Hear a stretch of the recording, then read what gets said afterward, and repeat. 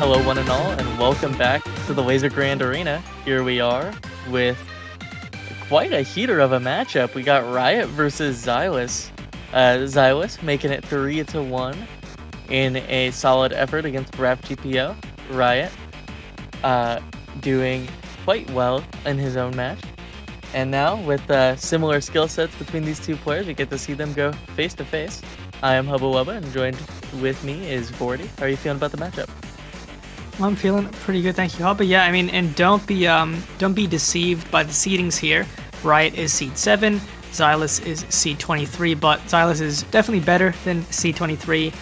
Beat out Rap GPO, as you mentioned, in a 3-1 set, who is seed 10. So this should be a pretty close matchup. This feels more like this is a matchup we should have seen probably in the next round. So two very skilled players here, as you mentioned, both similar skill sets in the sense that they're both very good at tapping. But some varieties there as well. Both of these players have abilities to play certain things in hidden, but I think Xylus way more comfy on the low AR, so that's where he can find advantage there. And another thing is both of these players have practiced the Lazer map we've seen, so it'd be cool to see that being picked in this one. Yeah, I do agree. I think in terms of mod picks, I think no mods could go toss-up, DTs could go toss-up, but I think Riot's going to play ball in the Hard Rock pool, and Xylus is going to really enjoy those hiddens this week with the density of the Hidden 1 and the, of course, Hidden 2, which may be banned by Riot. I wouldn't be too surprised by that. Oh yeah, for sure. I'd be surprised to see Hidden 2 not be first banned from Riot. Obviously, you have to worry about those protects coming in after the first set of bans, so want to get rid of that there, but let's see what Xylus bans. As you mentioned, Hard Rock, probably the pool where Riot can find an advantage, and I would generally agree Riot has some fantastic Hard Rock scores. Not that Xylus is a slouch on those, both of these are great players, but in terms of the advantage, that's probably going to be the mod category, and I do think specifically Xylus is not a fan of precision, so I wouldn't be surprised to see that Hard Rock 2 going out first. Yeah, and alternatively, of course, after a Hidden 2, I could see Riot going for something even like a No Mod 4, because Xylus has been fairly consistent on tech in the past. That pocket map, a little bit more control forward, but I can see that really being solid for Xylus. But no, it's going to be DT2. Wow. Now, interestingly enough, we saw Xylus pick the DT2 up against Rap GPO, and actually ended up losing it in the head-to-head, not really playing it to the Xylus level that we're used to when he plays speed. And Riot may be thankful, as they say their speed is bad as well. And Riot instantly banning the hidden 2. No surprises there. Yeah, hidden 2, not a shocker at all, but the DT2, I suppose, just getting rid of that strength, even if you think it may be equivalent. That is, of course, what Riot is known for. So, being rid with the DT2, and onto the protects we go. I would imagine hidden 1 for Xylus, and I don't know. I suppose a DT3 for Riot. Now that the banning a DT is a worry for him. Yep. Xylus, I was going to mention, I was seeing the hidden 3 more of a likely protect just because that hidden 1 skill set of dense aim, Riot actually kind of popped off in the qualies. I believe he got 4th on the dense aim in qualifiers, so I think that specific mechanical, more aim-heavy type of hidden, he's actually pretty good on. We might still see Xylus pick it potentially. We saw Xylus get a pretty rough score in it in the first match up against RAFG, but that was with whack offset, so that might have caused it, but did have a pretty good hidden 3 score, so makes sense for the protect there. For sure, yeah, and especially with Xylyak, who's been coming back in a big way with a number of these Fumo customs. Xylyak's style of aim is so tricky. Like, it's linear, but like it going in awkward angles. Like, you always got to look out for that. But it's going to be Nomad 3 taking off the Nomad Tech Rhythm-ish pick, and for Riot, that ban is going to be the hidden 1. Yep, the hidden 1 ban from Riot, and even more excitingly, the Lazer mod map protected. I believe Xylus got around, it was 200 something K on the Lazer map in his first matchup, and Riot got like 550K. Riot absolutely popped off. Riot also getting the highest score on the Lazer map in quality, so I think Riot is down for these Lazer maps and protects it here. Wouldn't be surprised if he just ends up first picking it just to have a strong start. For sure, strong starts, very important in something like this. In a situation like that where you first pick your protect, how do you feel about picking your protect into that? Do you think like, okay, this is a lost cause, let me pick something maybe that would be to the other player's strength, so that way they are down a pick? Or how would you strategize that? If he ends up losing the Lazer map by like 200, 300K, then maybe you just pick another one of Riot's good maps and just sack the set. I think that's the right strategy if you get blown out, which is also one of the reasons why you might not want to open with your protect, right? Is because you don't necessarily want to waste a map that could get you back into a set that early. So I can see need for both strategies, but Riot's going to start out with the DT1, so the AR 10.3, really interesting left to right, up and down aim map. Yeah, I'm quite fond of this map. Unfortunately, was not played in the first match I commentated, but now I get to see it here. A map I've personally pulled a number of times in Hidden, if all things. Consistency gaming, but on DT it's just such a different beast. The 1/3 section become exponentially more difficult. Players call them the jump scare patterns, but if you hit those, you're in a good way on the map like this. Yeah, the jump scare pattern that you are talking about is pretty rough. It's like at this speed, at this BPM, it for most players it will kind of be RNG whether or not they hit it. You have to be a next level player to hit those kinds of patterns consistently. But in we go. As mentioned, the gimmick of the map gonna be going left to right. Melon Boy Classic. His first map post name change, and the one that kind of put him on the map for aim mapping, I would like to say. A bit up and down, a hypnotic map. Gets you right into it. Also, the length and the stats in the bottom right are without DT, so this is more like a... Actually, it's DT 1.35, so yeah, a little bit over 4 minutes maybe, with the mod length applied. It's still pretty long for a DT. It's a pretty long pick.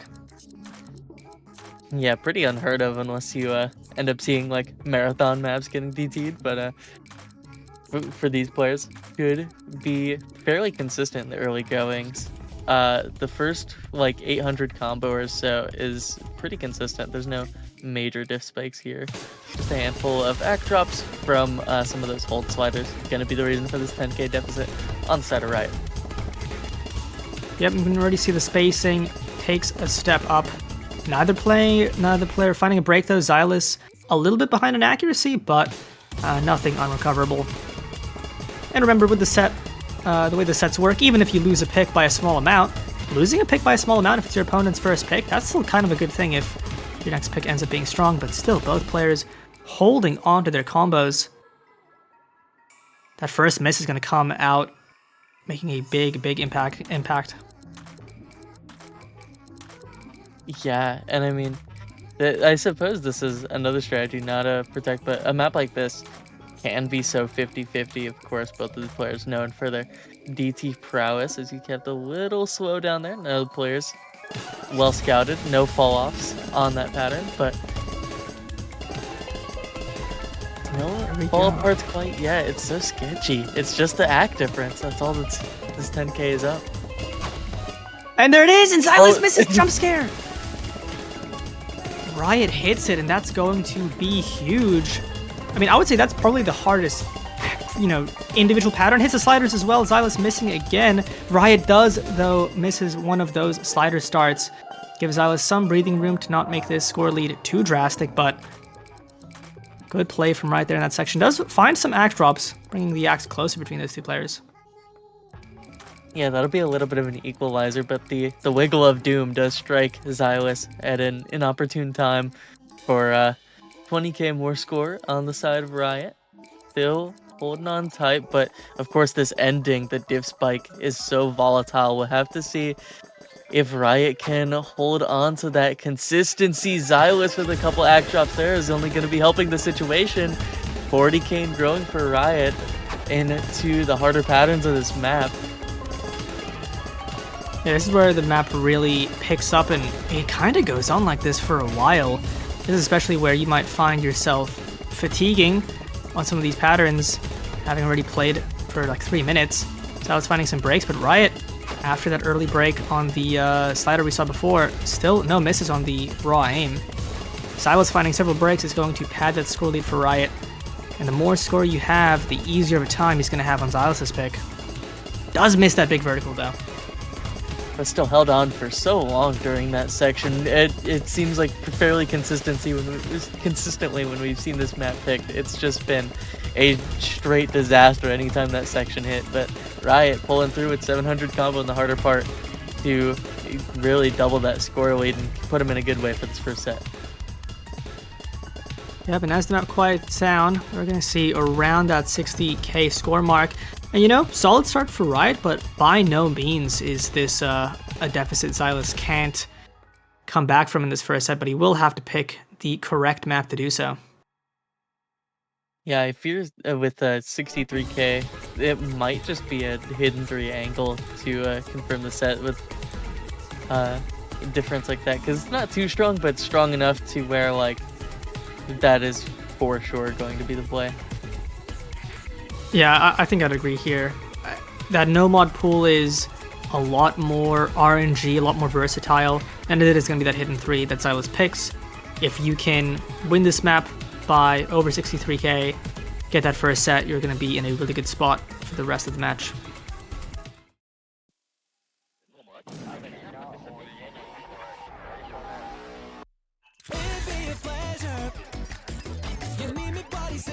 Yeah, a bit of a mix of it's just about keeping that deficit alive, staying close to Xylus's score on this map. This map, those wiggles so volatile. There's blunder potential here. There's a world where Riot can get quite close on a map like this, despite the double hidden ban. So it's gonna be up to him to keep that up. Yeah, for sure. Definitely has lots of volatile aspects of it. A bit of a mix of hidden tech and some flying patterns, some cut patterns. And especially with how you mentioned Xylus pretty good on things like No Mod 4, this should be right up Xylus's wheelhouse. But we'll see if, Riot definitely can play this kinds of maps. So he can just stay in it close enough to make that 60k score lead in range. Could do it, but early break for Riot, early act drops as well, will matter a lot with this Lazer scoring system. Yeah, both players finding some trades early on. As you see the high velocity sliders, some of these cut triples as well. Gonna be a big point of contention. Finally seeing some major combos built up, but it's that accuracy. Xylus built back up to 98.5 for this 20k lead in the first PI down. These rounded sliders so tricky. Wiggles hit, and both players looking solid so far. Yeah, both of these players hit that section quite well. Xylus, though, with a big act lead, and that drop from Riot's going to give Xylus a huge lead. Look at that, 98.6% is no joke on this. For holding that 400 combo, and he's already crossed that score lead that he needed to, less than halfway into the map. If he can just keep on this spot, first set will be his, as Riot finds several breaks, and Xylus is still just going. Yeah, well over 100k now. 600 combo on this map. This is one of the shorter maps of this pool, so that is quite massive. Passing that 500k line. Could be up to 800k if he keeps it up, barring any massive chain misses. But with a lead like this, it might just be done for that DT1 score deficit. Finally finding the break, but it's 175k of work for Xylus on his first pick. I mean, Xylus holding that combo through those awkward 1/3 sliders as well. I think he's done more than enough to get this first set, as Riot finds several struggles towards the ending here. Fraction of the map left in this set. This first set will go to Xylus, but that is his Protectagon. Riot still has that Lazer mod in the bag.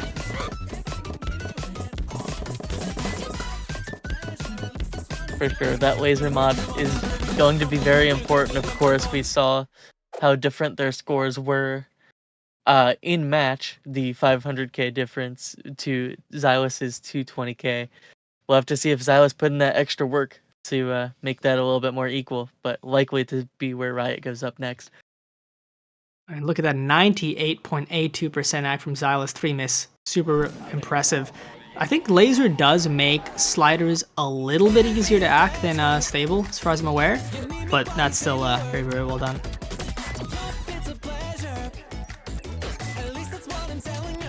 Yeah, the sliders are no joke. Riot playing it off. As he goes into no mod 2, here we go. A little bit of a showcase of what Lazer is capable of with this pet map, filled with cut stream patterns, kind of stacked doubles, a map where you would normally be chock full of note lock, but a little bit of a pure flow aim check here. I like how both of the players in this match don't want to pick maps. They're just like, just what do I pick? That's going to be the no mod 2. And as you mentioned, this map will be significantly less misses you'll see here than on stable with no cut note locks. A very cool map, mix of flow aim, mix of techie skills. Got to be good at both to be comfortable here.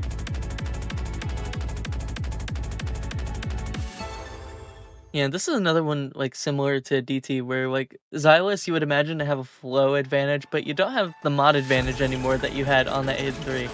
So we could see this being quite a contested pick. Yeah, I expect this to be a lot closer on the score gap here than on that hidden 3. Some early act drops though for Riot can happen a lot. These cut screen patterns, Xylus up there in the 99s. No misses yet, and Riot building that accuracy back up. Yeah, first break for Xylus. It's just a little bit of early tabbing for Riot for that act difference, but it is traded immediately after in a bigger way. That chain miss is a 4% act difference between these players now, but this is looking very volatile so far. Big misses, trades from both players. And we're not even a quarter in. Yeah, this is already a little bit of a slugfest on the section as both players are missing multiple times on these cuts, and both players' accuracies have dipped quite far down, but Xylus still with that 2% lead, giving him pretty much all of the score lead, right? Probably finding a little bit more combo there in that section.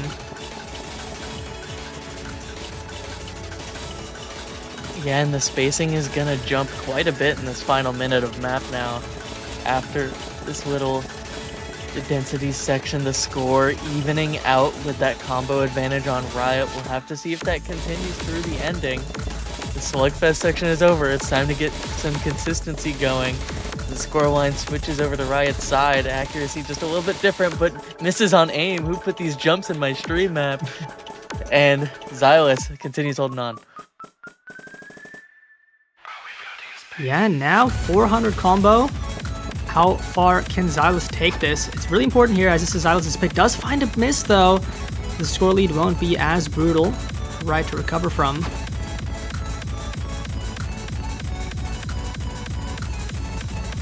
And so far, this is just a dogfight. Some act drops on both players now. So what was once a 4% difference is now dwindled down to 2. Another break for Riot, and now it's just holding around this 10 to 20k mark. A slight longer build up here. Xylus gonna get all the score he needs prior to the end of this map for Riot's pick, but certainly not as much of a difference as he would have wanted.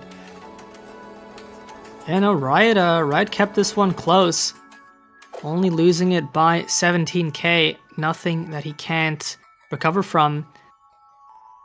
Both players playing pretty well. Riot actually with significantly less misses, but Xylus much better accuracy. And now this is where I don't think as Riot you want to use your laser pick yet. If the scores end up being similar to what we saw in both of these players' first matches, Riot should have a big lead. Unless Xylus practiced it more, which he honestly could have. After seeing Riot score, that's definitely a possibility. So do you want to use your protected laser pick now, try to win this set, make it even, or pick another map you're confident in? Yeah, I think with the difference only being slightly under 20k, I believe that's around 17k. I think you just go Hard Rock and hope for the best. Like a Hard Rock 1 would be really solid here for Riot in my eyes. Hard Rock 1 would be good, especially with Xylus' score being known on that map, so Riot would have that comparison. Hard Rock 2 I think still an option, but also goes DT3, which is another thing we talked about being an option after the DT2 ban from Xylus. For sure, Riot going for his bread and butter, keeping to that DT mod for his first 2 picks. We'll have to see. Both of these players very consistent on the stamina. This one just going to be straight 240 streams for the both of it. Very comfy aim in between them. So we'll have to see if that continues on. Comfort skill sets going head to head. Yeah, and also a very short map. This is, I believe, 1 minute 41 post the 1.2 multiplier that this has. So this is you're gonna live or die very, very quickly on this one. And we'll see if Xylus's DT2 ban was warranted or maybe even a little bit of a bait. If this is like a 5-head ban DT2 for the DT3 pick in a moment like this to go up 2 sets, that'd be huge.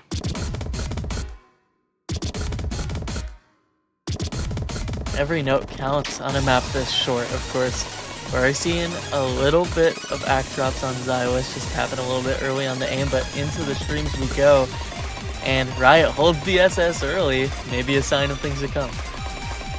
Yeah, that's about as good of a start as you'll ever have. Xylus obviously holding onto the combo, but accuracy to be improved upon.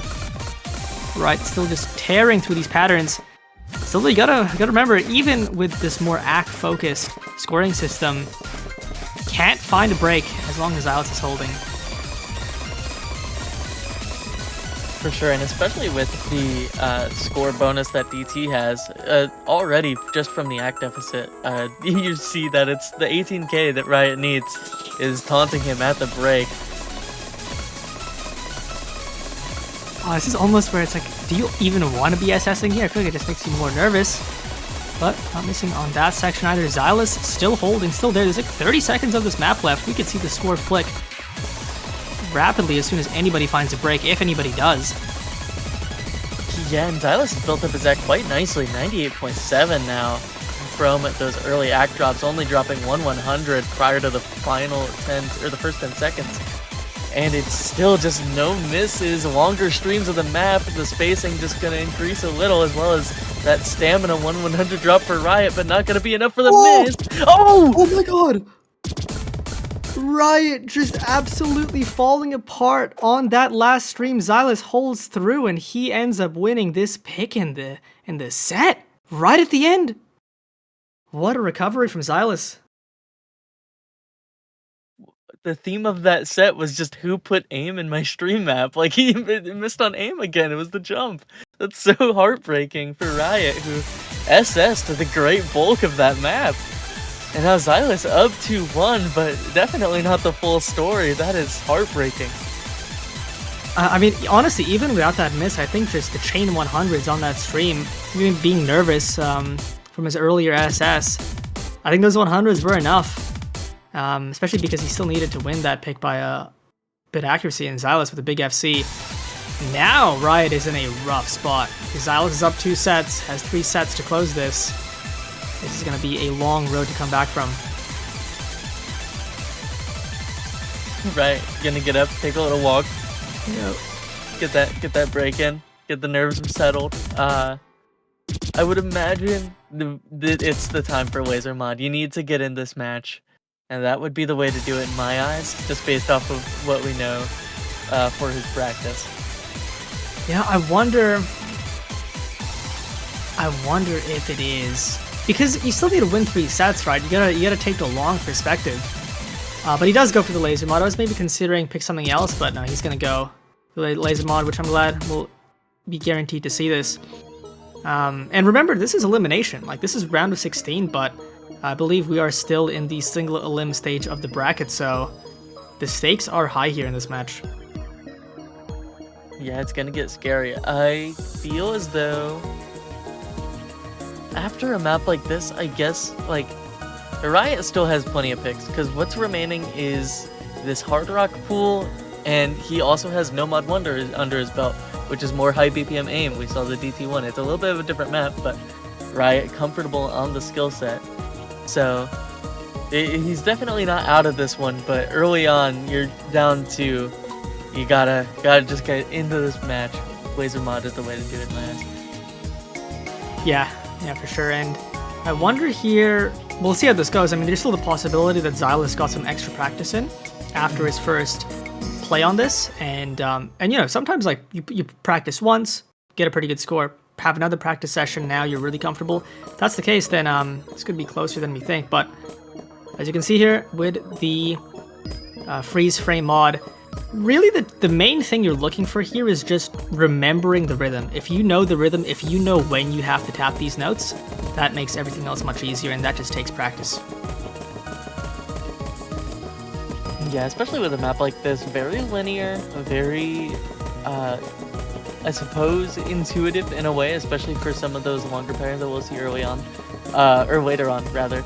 But it is going to be the early miss for Riot, early lead for Xylus, extra practice paying off, so it would seem similar acts on both these players right now. It's just that combo. Massive hold for Xylus early. Yeah, right, with those early misses, and now this pick that we were thinking would be, I believe Xylus is already approaching like the score he might have gotten up against RavG, so 100% has put in more practice on this, which is exactly what you want when you want to win these high stakes elimination matches. And already still holding onto that combo act lead. Man, this is a rough spot for Riot to be in. Yeah, this is already a 100k difference on his pick, and he's stomping him down. Finally, that first miss on Xylus' side, but Riot has a lot to come back from here. It may be possible Xylus finding some more breaks as Riot holds on through these more dense patterns, 10 combo per, but it's just the linears. It's going to be a lot simpler to read, and Riot making that work, swimming down this lead ever so slightly, up from 100k down to 50. If he holds on the rest of the map, could be even by the end of it. Indeed, could be even. Riot still getting through this section. I believe now this is a round where Riot's score was roughly the first time he played this. Now surpassing it. And it's, once again, that score lead's narrowing down. We'll see who has the lead by the end. Oh, 5k flicker, but he holds on. No way. It's back up to his lead right at the end when he needed it. But what a performance from both of these players around that 720 to 730k mark for both. The 7 miss to the 10 miss. Wow. Lazer showcase, everyone.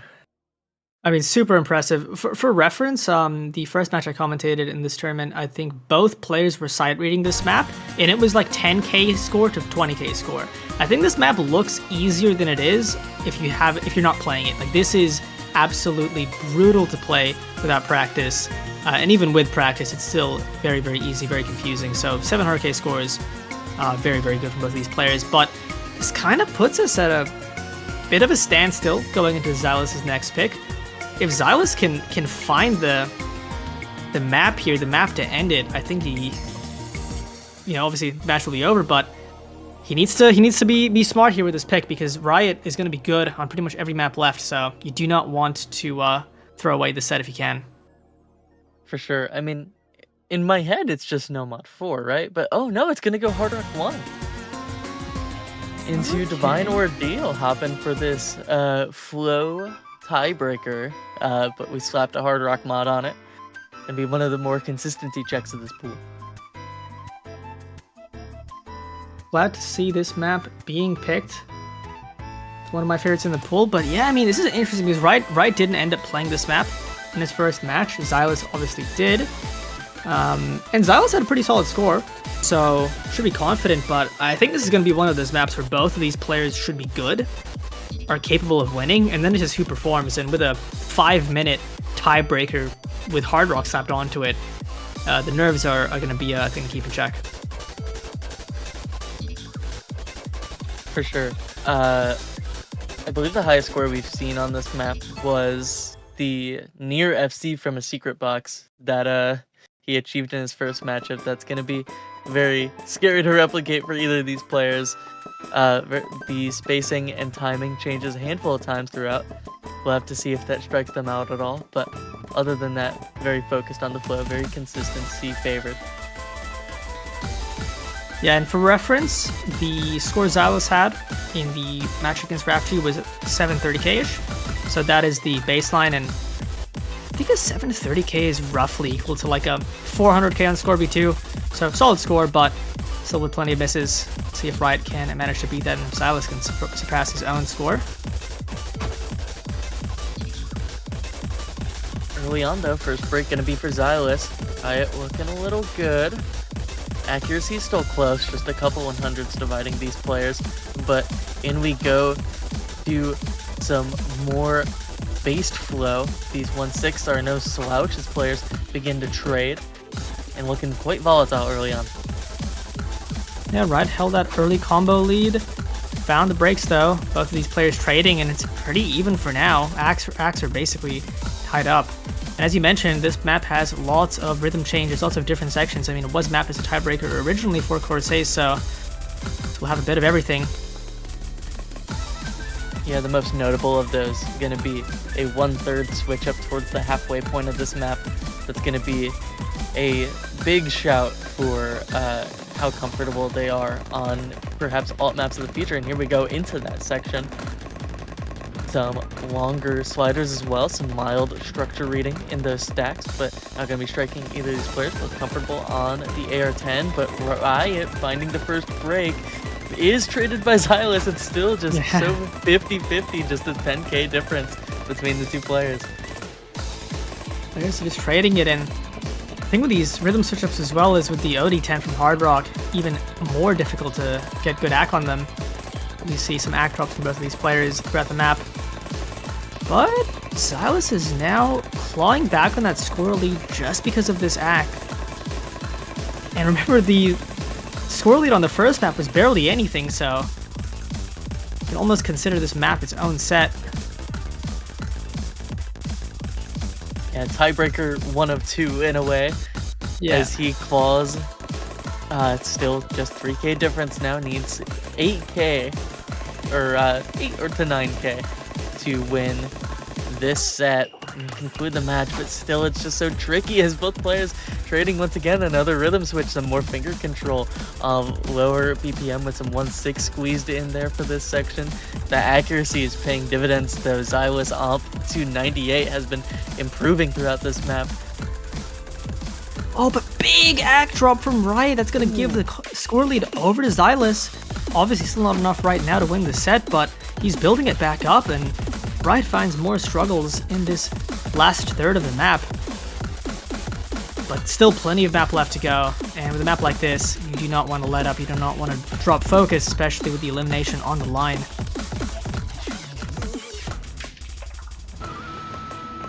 Yeah, both players holding on, a little bit of a slowdown, trying to calm the nerves a little bit. Of course, we saw how the nerves played in effect in that DT3. This map significantly longer. It could be privy to that towards the tail end.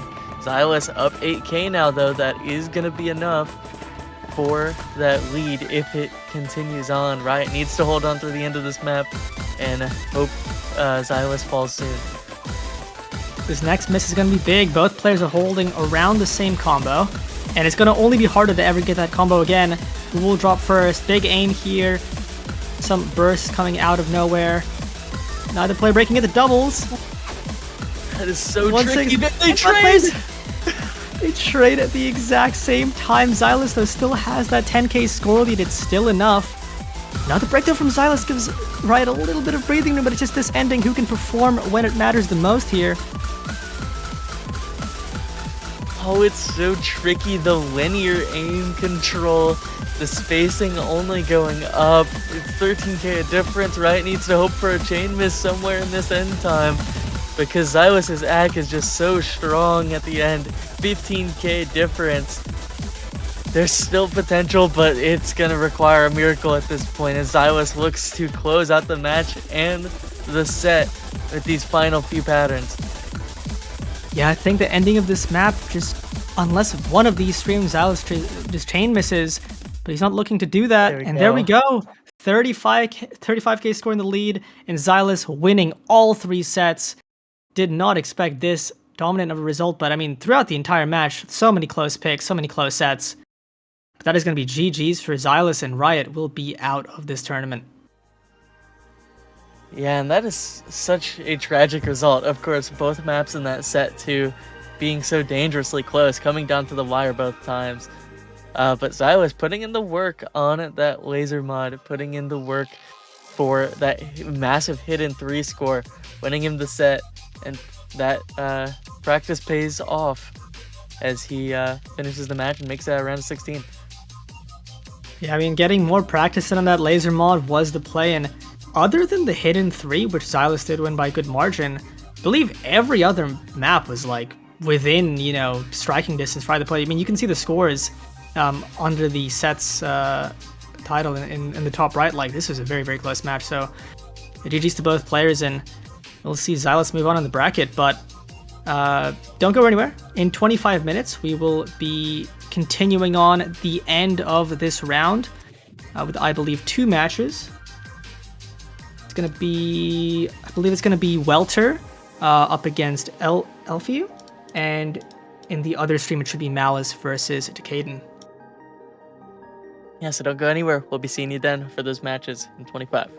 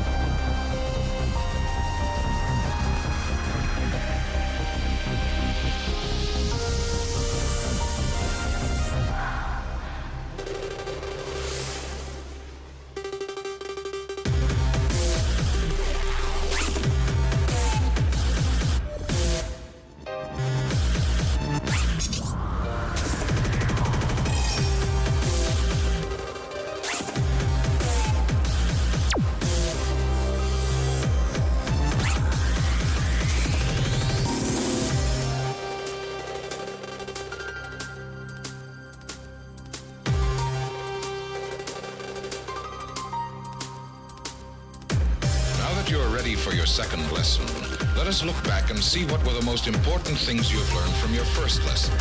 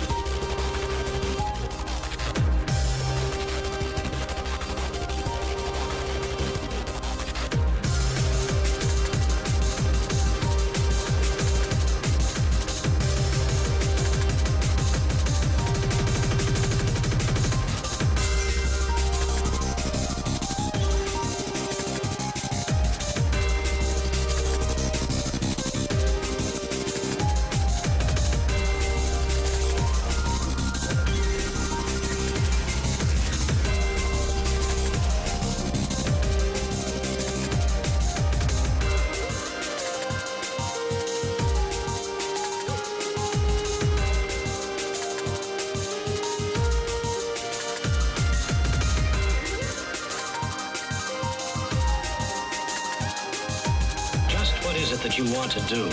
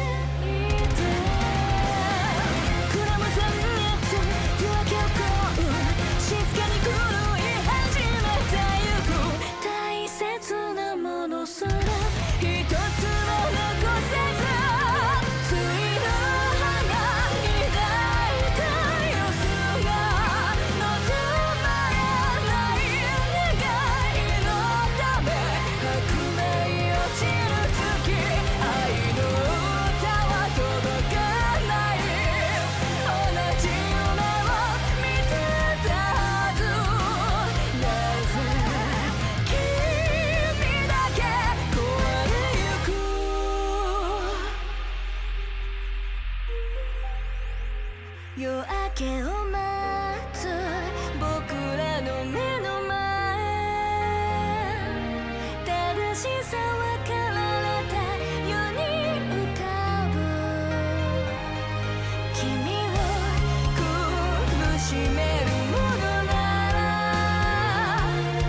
僕が閉じ込めておくから同じ夢を見られたいから焼き付くのはせない景色と思い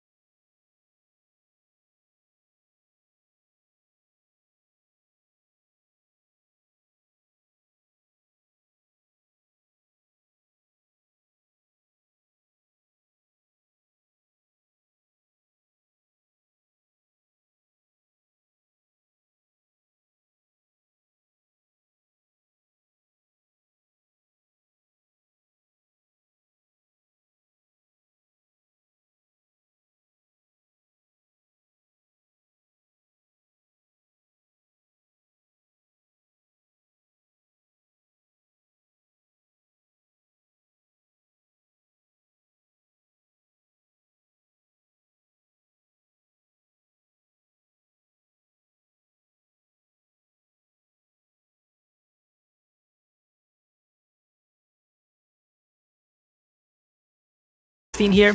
But if you want to see the Lexu 3S, which is Welter, up against NEU, which I believe is name change from Agent, you can see that on OSU Live too. But this should be a good match. Obviously, two fantastic players here. Decaden, phenomenal player, being in that 16. But unfortunately for him, in the elimination stage, he is up against Malashevsky, which is not something you necessarily want to be in.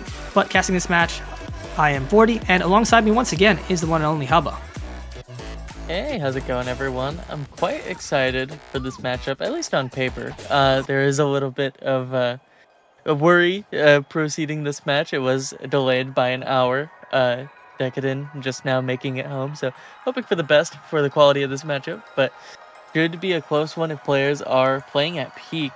Of course, Malice, kind of undisputed tournament goat, but gonna be up to Deca to pull out the stops, make this close. Yeah, Decaden's gonna need to dig deep, especially if it's true that he was slow on the warm up. Likely will mean that tapping mostly those speedy DT maps like DT2, DT3 will be more of an issue. Should still be fine on DT1. Decaden's absolutely phenomenal at that high BPM, high AR aim. Interestingly enough, going to ban out the hidden 2 first, which I understand. I mean, Malice is... Here's the thing, Malice is good at everything, so really any map that you don't want to play is a fair ban in this matchup.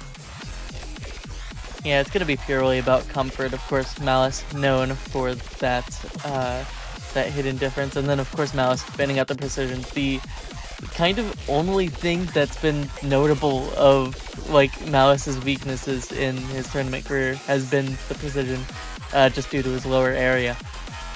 So with this Titani map being CS 7.8, that is a party ban for the GOAT. Yeah, for sure. I mean, I think at this point Malice has played plenty enough, 6.5 to be completely fine with it. But because of his unusually small area for a player of his caliber, that 7.8 ace is going to be extra punishing, and Decaden pretty good maps like that. And now Decaden protecting that Hard Rock 1. Just solid Hard Rock consistency map being protected, and Malashevsky protecting the Lazer map. Love to see it. Yeah, that's gonna be interesting. Because of course we've seen Lazer maps played between the sort of middle ground of tournament players, but we haven't seen like the peak play these Lazer maps yet. So it's gonna be excited to see how that practice pays off, especially for people with reading strength. DT3 gonna be the second ban for Decaden. Getting rid of that stamina makes sense. More aim favored personally. Yeah, I think the DT3, either DT2 or DT3 is a completely fair ban given the situation. Decaden likely not warmed up, and Malice really good on that tapping, so a good ban. And then Malashevsky going to ban out that Hard Rock 3. So banning out 2 Hard Rock maps, other one being obviously protected, that Hard Rock 1 slot. But I'm excited. It's in chat saying Malice saying he practiced the Lazer map a bit. We'll see what a bit means when it gets picked. Just a little bit, and then immediately just a little Deca bit, says he hasn't played it. Like, yeah. Malice is just a little bit ends up assessing, and like, oh, nice. Nomad 4 first pick. Interesting showing here going into the Pocket Tech map for the first pick of Malice. This is a map I figured would be more contested. Both of these players really solid at tech, especially this map in particular, one of the lower SR maps in this pool. Gonna be interesting to see how that plays off. Of course, the high velocity sliders, the pocket aim control that you know and love. But I could see this being contested. Yeah, for sure. I mean, both of these players are going to be great on tech. This is definitely not one of those maps where something like the DT2, I think, would have been like a pretty big advantage to Malice. I think this is more so, the players were doing the like listening to music emoji. It's a banger map. Malashevsky is maybe one of the most, if not the most, consistent players on a map like this of all time. Lazer acting will favor him, but once again, Decaden's also really good on tech, so this could be close. Likely the score lead for whoever wins this map won't be too big. Yeah, pending any disasters. So far, it's only just that accuracy advantage. 2k difference between the players. This map is quite chill for the first 600 combo or so, but when that div spike hits towards the middle, it hits hard. It's gonna be survival of the fittest when that makes its way around. Yeah, for sure. And with the level that both of these players can play tech at, really any miss could be the tragic miss. Like, I dare say if there's a median, like a mode of what's the most common score Malice is going to get on this, it's probably an FC, and that's not something you can say about most players on most maps, especially with the pool being this hard. For sure, we've seen a number of players getting skill capped out of this pool, but Deca is getting a surprisingly middle ground seed for his caliber as a 1v1 tournament player. So, gonna have to see how that fares in this matchup, and it's equal combo Only a couple 100s dividing these players as we make it to the aim control section. These follow sliders so tricky to keep a hold of. No misses yet. Malice, unsurprisingly, with the Yak lead, but still with Decaden matching that combo. Any miss will be the difference even with that Yak lead, but neither player budging on this tough part. Some of these patterns look so awkward. Both players hitting most of the slider ends as well. Just solid stuff all around. Whoa. Double FC being held to the tail end. And at this point, it's only 1% difference, but you see the slider end difference is actually going to make a pretty massive difference here. It's 7 combo between the two of them. So that 18k score difference. Gonna be putting in work. Still no misses. We may see a double FC, Morty. A double FC to start this match off would be something, and honestly, it's probably one of the only maps that's even possible for that to happen. Just both players being really, really good at this skill set, and this map being probably one of the more FCable maps, but coming up, I do believe is a really, really tough section, and I think that might catch one of these players out. Still in that build-up. Yeah, these hold sliders, no slouch. You gotta hold on to the center one, and unfortunately, a slight over aim on the slider hand for Deca in that pattern. Now we're gonna have to see how much this FC puts in work for the score difference. We're already up to 800k on Malice as we head into these final patterns, and the accuracy is still looking so strong, 99%. I mean, Malice just makes this look so easy. Makes it look like you just, oh yeah, no worries, just FC it, no problem. That's just what's meant to happen. I mean, Decaden's still putting up a fantastic score. Won't make the score lead too brutal, but I said the most likely score for Malice on this is an FC, and he does it. 974k on his first pick. Just doing Malice things. 100's only missing 2 slider ends throughout that is going to be the play for Malice. And I mean, 150k would be a massive lead in most matchups, but it's just like, yeah, normally that's like a skill disparity you only see in like reading differences and things like that, but just with how high his accuracy is, he can just get it on a normal tech map. Yeah, I mean, I hate to say when somebody FCs a map I'm not surprised, but I'm not surprised. Oh, just so good at those kinds of maps, man. Just so consistent. It's unreal. And Decade picking the Lazer map, you can't do that. That's Malishevsky's Protect. Not allowed to do that, unfortunately. I've seen like every single match I've casted so far. I think somebody's tried to pick the opponent's Protect. I don't know why. What's going on here with this strat? It's a smart play, but players getting used to the new format. Secret Box learning of the format when watching Amilbus's match, notably. So, that's funny. Players getting used to it. So Deca looking for a different map that maybe it would be strong for Malice, and the hidden 3, that's a good choice. Yeah, that's fair. I mean, you are right, it is a good strategy. You've lost that first map by 150k. Pretty decent score lead, so I just want to sack the set maybe. And, you know, I think for the vast majority of the players in this tournament, I think that's a good strategy. I think with Malice, it's like, you look at all these maps, what can't Malice play? Nothing, so I mean, I still think Hidden 3 is going to be one of Malice's best maps, but yeah, it's not really thinning out the pool as much as you would with other plays, unfortunately. Yeah, especially with the abundance of tech in this pool. There's still Nomad 2, Nomad 3 remaining, which are tech rhythm adjacent, very flow heavy maps that Malice would is kind of looking up. So with the Lazer mods still available, that being the Protect and those 2 maps, it's scary showings, just kind of weeding out the pool here for Deca. We'll see. I mean, this is still in that tech lane. We know Decaden can play tech. If a miracle was to happen, it could happen here. 100% this is a map Malice can miss, and Decaden can get a good run. Something is possible, but will require some work, of course. Yeah, this is a map, no matter how comfortable you are, this has heavy miss potential. Just how volatile the flow is, how the spacing changes, patterns like that, where there's these cut quads going in opposite directions, some of the wiggles in the ki that are going to be upcoming. Both players hit that first one. It is tricky stuff, but Deca actually holding on to the ag advantage early. Yeah, I mean, both players are doing exceptionally well. Taden losing a little bit of that ag lead, but this is still pretty much neck and neck here. Do not expect both players to be holding these combos and these accuracies this deep. Yeah, this is very close. Still just a scoreline flickering as 100s are traded. And a little break, they see how close that scoreline is now. That is going to be a little stressful. I mean, this is similar to the Nomad 4 where both players are just holding on so deep into the map. Both players hitting those 1/3s.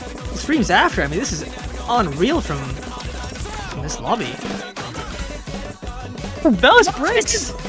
Wait a minute, if Deca sees this, there's an opportunity. That's It's possible. An early miss. There's 30 seconds remaining. If Deca sees the hidden, oh, that would be a play. Still some cheeky flow patterns though, the wiggles. Oh, it's gonna be close. It's in reach. It's completely in reach. Oh! Oh, Decaden finding that miss with a valiant effort, but not enough to overcome that score deficit from the Nomad 4. Yeah, that is unbelievable work from Deca. I mean, we thought that would be like a tank pick, just like throwing the set, but he put out for that map. 1,000 combo, only 2 misses at the very tail end. I mean, yeah, you have to be proud of yourself for that performance. That is still unreal. Unfortunately, it won't be enough to win the set, but I mean, with the level of play we've seen from Decaden so far, I mean, the potential for this match to go far is there. But man, yeah, well done from Decaden, but Malashevsky just two ahead on the Nomad 4.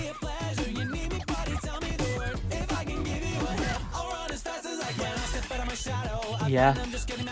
And now, in the second set, going to be Deca's pick first, I believe.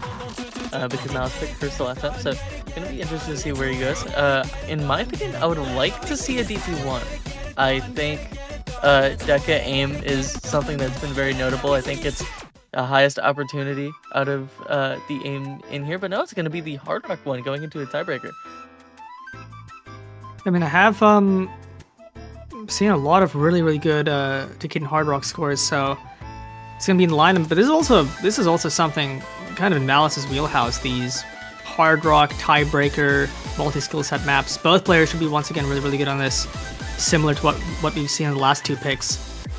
And then it's gonna be a case to see can Decaden build up a nice score lead. Will be necessary for whatever Malashevsky wants to respond with. Especially if it's that Lazer map and Malice is very confident on it.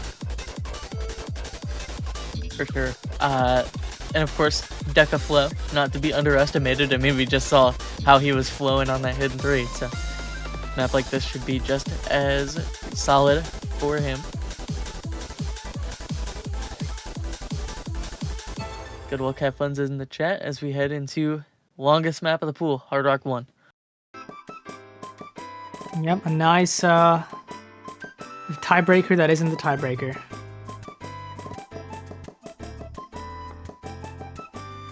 Yeah, this is one of the interesting things about this map is because I do think it is so difficult to get a big combo on, and you will usually see smaller score leads on average on this map.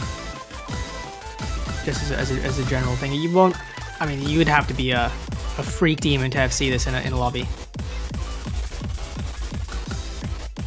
Yeah, only player to get close. Secret Box, 1 miss in the final 50 combo for him, but this map featuring plenty of rhythm changes.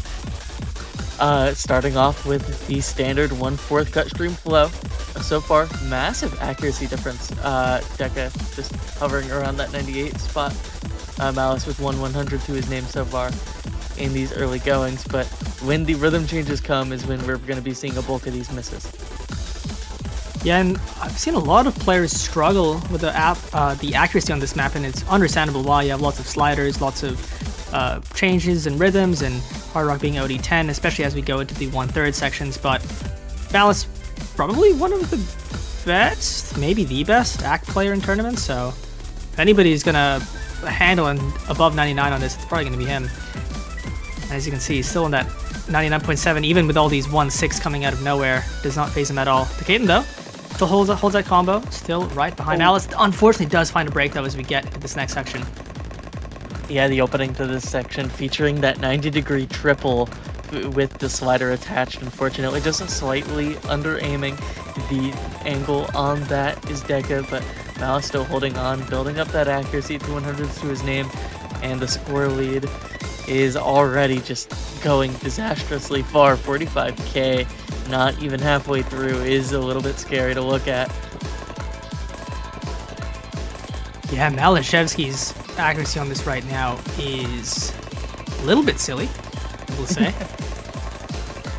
And now just how long can he hold this combo? I mean, there's still lots of map to go. It's over 2.5 minutes. So by no means are we close to the FC range, but that score lead is building up. And with this being Decaden's first pick here, if Malice can end this map with a good score lead, then he won't really have to be tempted to use his Lazer mod pick just this early.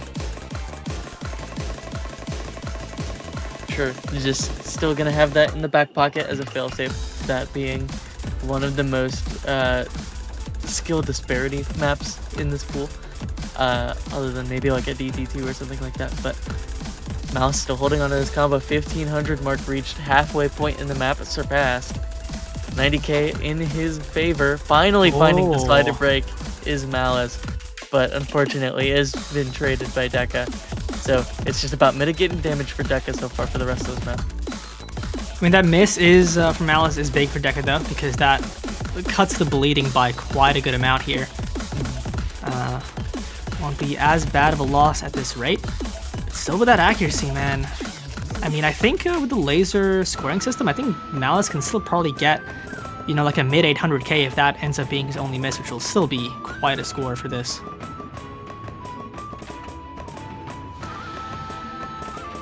Yeah, party looks for both of these players as we're rounding down the final minute of this flow tiebreaker. And I mean, another miss for Malice is going to be big for Deca's game. He has built up a little bit of recovery combo here, recovery accuracy as well. As we head into this final Ki, a little bit of dip spike here, some spacing changes. Unfortunately, Deca will be finding the break. He's going to start that bleeding up once again. Bandage been ripped right off. Yeah, Malice once again has that combo, has that act building up squarely towards the end here. And just showing off in this ending. Phil only has that one break earlier on that we saw kind of on a bit of a nothing pattern, but unfazed here.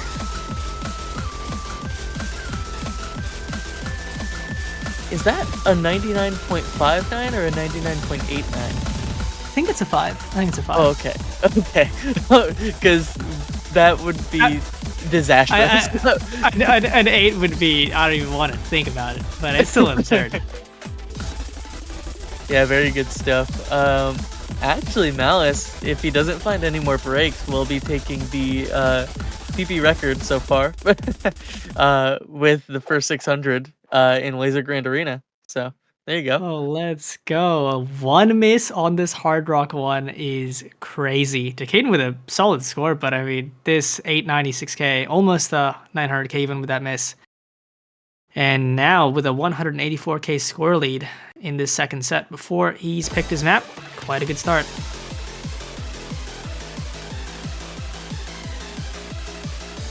Yeah, that was Deca's Protect. So Deca kind of goading him into picking the Lazer mod. Protect for Protect. But Will he oblige? I mean, realistically, if you were playing this match for your life, for everything, you probably wouldn't pick your Protect here. But now it's gonna do it anyway. Gonna pick the freeze frame mod. Glad I've been seeing how this map as much as I have, and I was worried that a lot of players would just kind of ignore this, but this seems to be a favorite for some of the players who are more reading and practice inclined.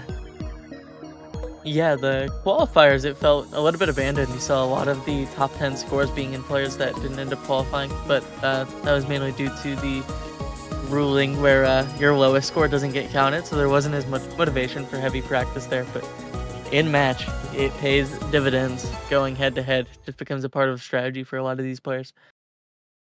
No, I believe Decaden just said he hasn't played or seen this map, so I'm expecting he has a hard cap at about 100k score. If this is truly a sight read.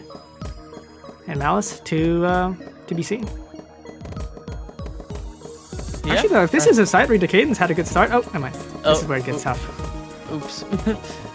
Yeah, the verticals here are really tricky to keep posted up. Just trying to keep track of where these patterns start, especially if you don't use a skin with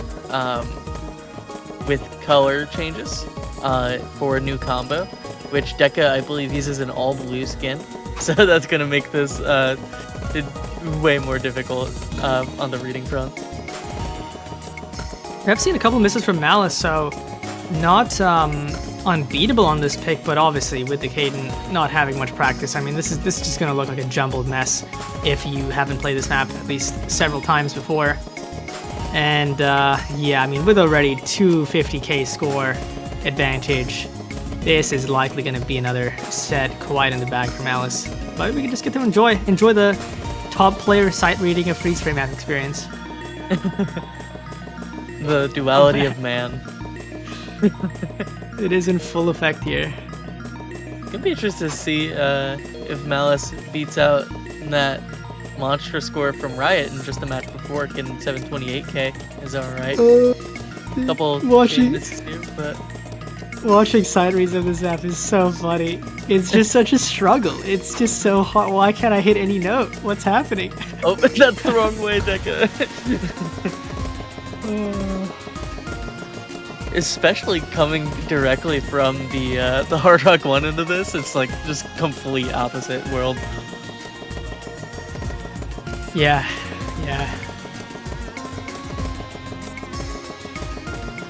He's doing his best. He's hovering on that 20k score mark. Can he make it to 30k would be an accomplishment, unironically, and I don't mean that as a joke. Oh! 30k on the side read? There it is. Ooh. Huge score from Decaden. Unfortunately, Malice played a little bit better. What can you do? Yeah, pretty solid score for Malice. Not taking top score, though. Riot.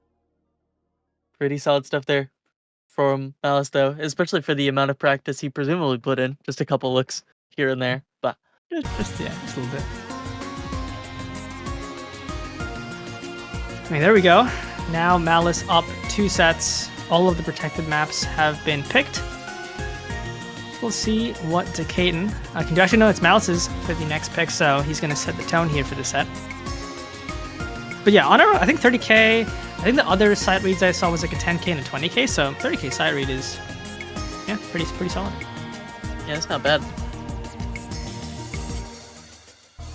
As for remaining maps, though, you have a couple DTs in there. You have that dense aim hidden one, and then you have 2 kind of techish flow maps. The Nomad 3 very rhythm focused. The Nomad 2 kind of cut streamy.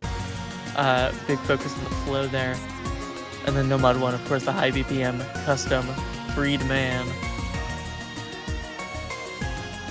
I just want to see the Nomad 1. I just want to see these players try to hit the guitar solo section. Yeah, that map,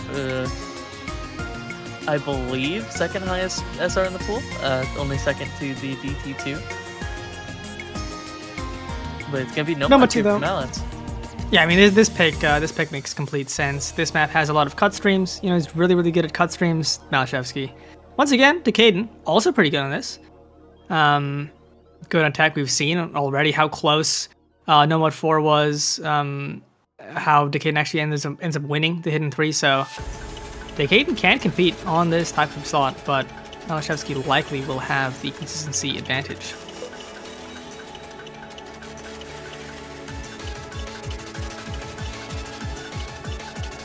Yeah, seems likely. Of course, will be contested. Deca showing off his flow chops in that Hidden 3, in that Hard Rock 1 to a degree. So, gonna be A little bit contested here, but of course just a Malice playground map. Indeed, and I think I've seen a lot of people struggle on the cuts in this map. We'll see how Malice and Caden can fare though. And apparently in the, the other match there's some shenanigans. Oh yeah, that is that's a little tricky. I'm sure Fire Rage is having a great time over there. I pray for him. I pray for him.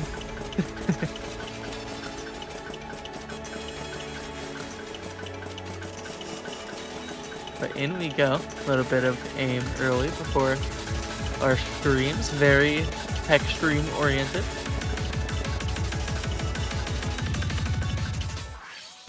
And those first cuts of the map, it's going to be first break for Deca. Those cut quads ever present in this pool, but especially in this map in particular. Massive snap focus on some of those stacks as well. Going to be early lead to the Polish player. Yeah, recovering from those early breaks though, so Takeda won't be too far behind. With Malice looking about as perfect as you can be, 99.8% ac. Still holding that full combo from the intro.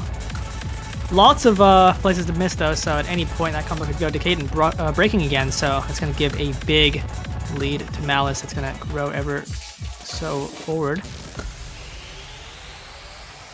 All things considered though, accuracy looking really good for Deca. Still holding that 99 if there was to be any big fall apart towards the tail end of this map. Ready to pounce and capitalize off of some score like that, building up some recovery combo here. Yeah. If Malice finds a break, this score from Caden could result in a pretty close score lead, but Malice is yet to break. Lots of sections to miss here though. Bunch of cut doubles. Both players getting through it all. Caden finds another miss, and now Malice running away with it even more.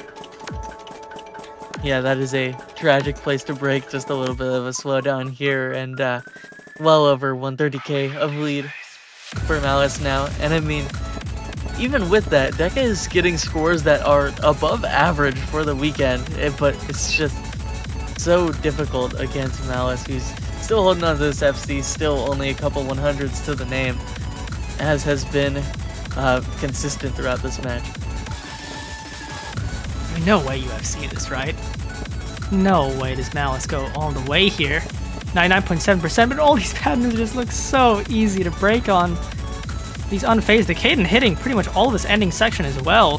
He wasn't able to hold that combo before. And Malice, a couple patterns left to go. Can he get another FC here? And he does! Oh my goodness.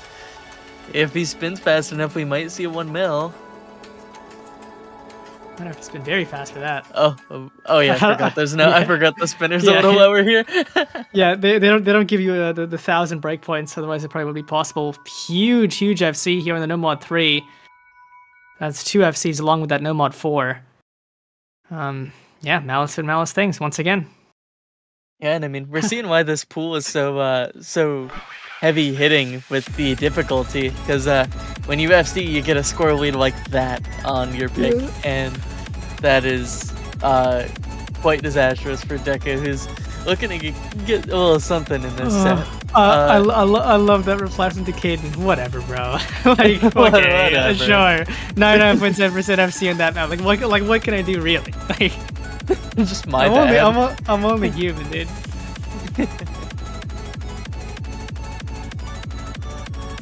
Well, now, Caden the pick.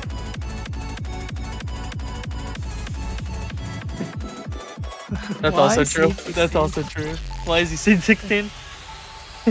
It is rough because obviously normally if this was double limbs, Caden could probably continue a run, but this is a limb stage. So the Caden in a rough spot will.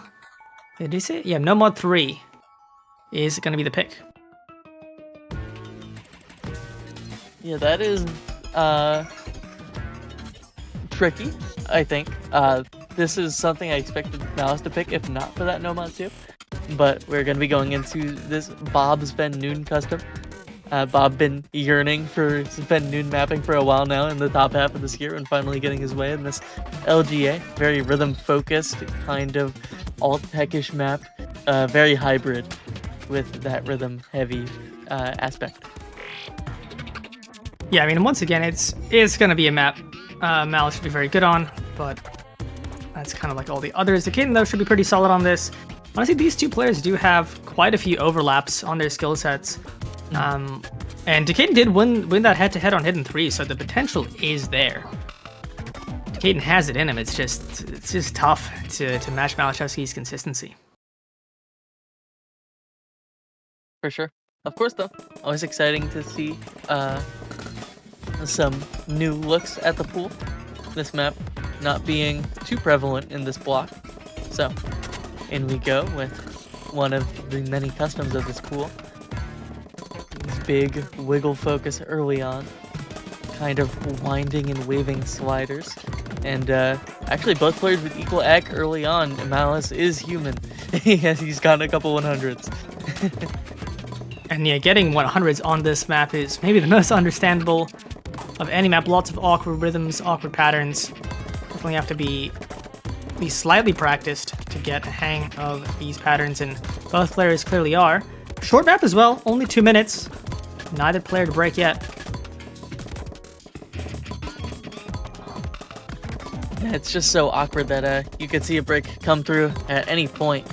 The spacing changes quite rapidly.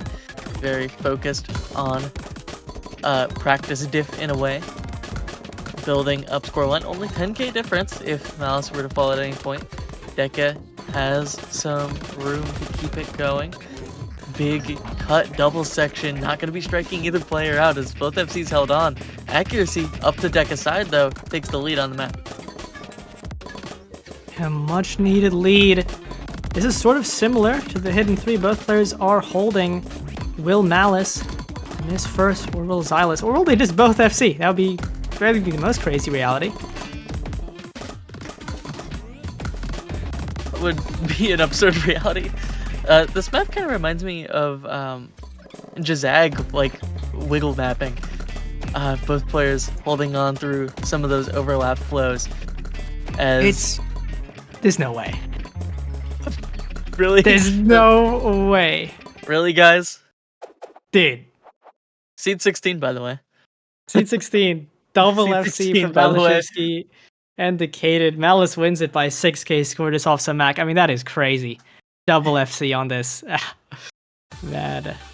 Yeah, at least they closed it out in style. But unfortunately for Deka, Malice going to be taking all 3 sets. Close. Showing on a head-to-head scale, but on a set scale, the strengths were far too high to overcome.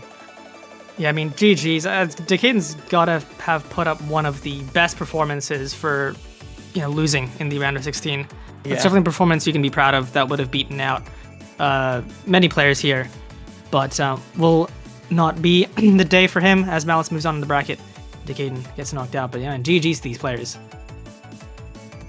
Yeah, massive showing there, as that is going to be it for us on this block. There is still one match ongoing, Welter versus NU, formerly known as Agent 5D, happening on the B stream.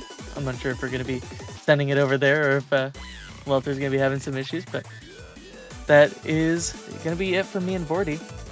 It was great commentating this for you all, and we'll be seeing you next weekend for our continued showing of Lazer Grand Arena. I'll see you all next weekend for the double limb stage.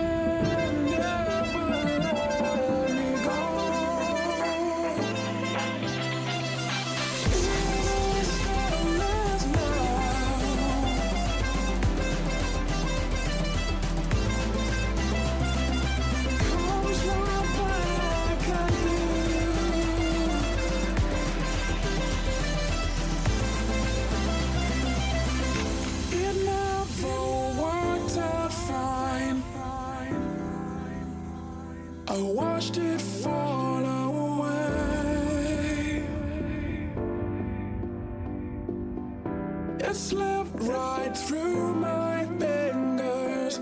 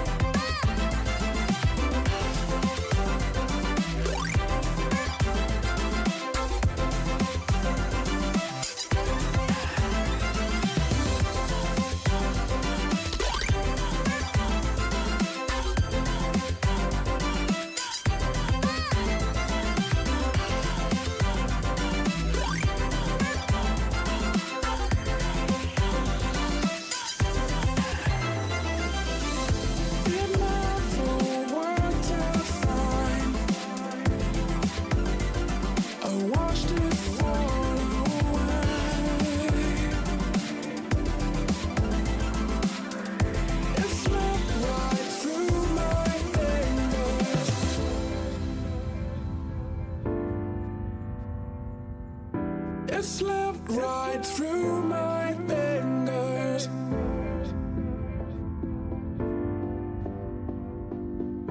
It slipped right through my fingers.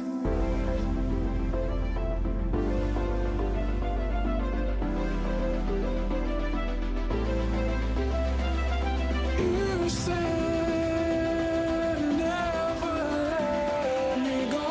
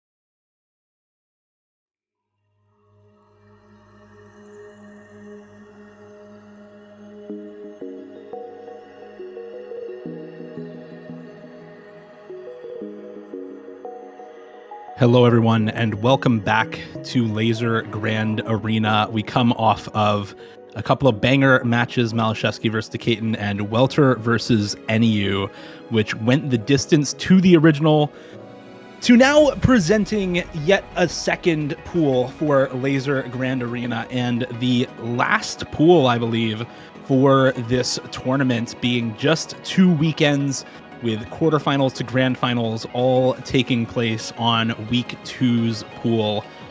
Going to be a great weekend coming up next weekend, and I'm super excited to be here to showcase exactly what the top 8 players in the tournament are going to be competing on in the coming weekend. I'm Dio. I'm joined here by Shiv, Dada, Nope, KJK, and Hubba Wubba for the LGA Week 2 map pool showcase. Yo, what's up, guys? Welcome back. Love to see the map pool showcase. Hey, it's not KJ. He's gonna cut out. Oh, he's gonna cut out. Okay, well, goodbye. All right, goodbye. But yeah, we have me and Dada, of course, as always. Hey, man. Hey, what's up? I wanna see some reactions today. There's some spice. There is some spice. Here. And then we have obviously Nope KJK, who just DC'd as one of the map poolers for this tournament, and our live reactors in Dio and Hubba Wubba. Hey, great to be here. First showcase for me. Like, always exciting to have these firsts. Great to spend it with you all. So you mentioned. Oh, go ahead. Sorry. I hope my mic is back. There we go. Yeah, and yeah, I mean, yeah, continue. Yeah, hopefully no more cutting out for Nope KJK. And you mentioned a little bit of spice for this pool, so I say we go ahead and get it started, because even Nomad1, as a live reactor here to read out some map names and introduce some stuff, even Nomad1's got a little bit of spice here to start things off. We're going to have the same map pool format as last weekend: 4 Nomads, 3 Hiddens, 3 Hard Rocks, 3 Double Times, 1 Laser Mod, and 1 Original at the end of the pool. This first one here for Nomad 1 is a map that is extremely well known and has been featured before in the Ostworld Cup a long while back. It's Gendarme by Falcom Sound Team JDK, mapped by Jonathan LFJ, formerly an OWC tiebreaker, now here in LGA as Nomad 1, because let's face it, it's an aim map. Oh, it's an aim map. And love to see it. One of the most probably iconic OWC maps, I think. Everyone knows about this pick. Yeah, originally it was mapped to be kind of like Here's Your Arbitrator V2, right? But Here's Your Arbitrator is 8 minutes long, and this one is like slightly under 5. So this one is better for this context. Yeah, I always love to see the hyper consistency in the 1 slot, especially with this tournament, where consistency can be a big difference. A lot of these shorter maps, you're used to seeing some higher scores, but more volatility in a pick like this.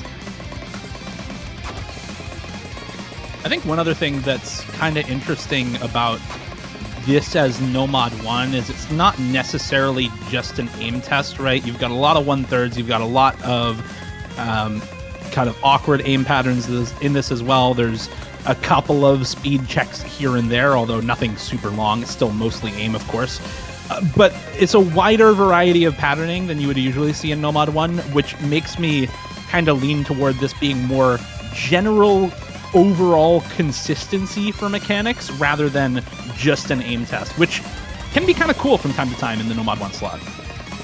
Yeah, this is if you're like very invested in tournaments, a lot of the time this map will be like, or this kind of map will be in like a Hard Rock slot as like a general mechanics sort of pick.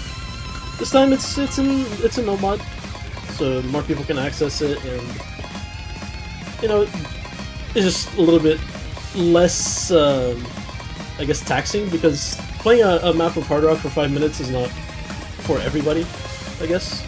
Oh god. I got jump scared for like gunshots here. The hit sounds. Yeah, heavy hitting. And the BPM for these Nomad 1s as well have been high week over week. Helps with them not just being straight grand send by checks. I'm sorry, is that like a Vine Boom hit sound that I just heard? Yeah. Like, Yeah, it's in the laser I'm sorry, I skin. It's in the can't take laser that skin. seriously. I'm sorry, I started laughing while you were talking. But like the Vine Boom hit sound is so unserious. I assume it's from the laser fountain thing. Like when the screen goes. I think there's an Oh, actual sorry. hit sound in the map because I heard a bunch Tornado of them in a stream. row. The tornado stream, famous God. famous choke pattern for a lot of people to try to grind this. When Natsu does it, it's an HR complaint. When LFJ does it, it's Riz.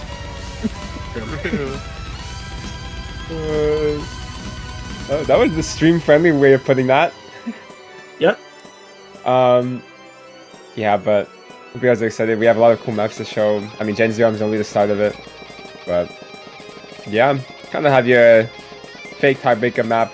Kind of had one last week as well in Divine Ordeal, but yeah.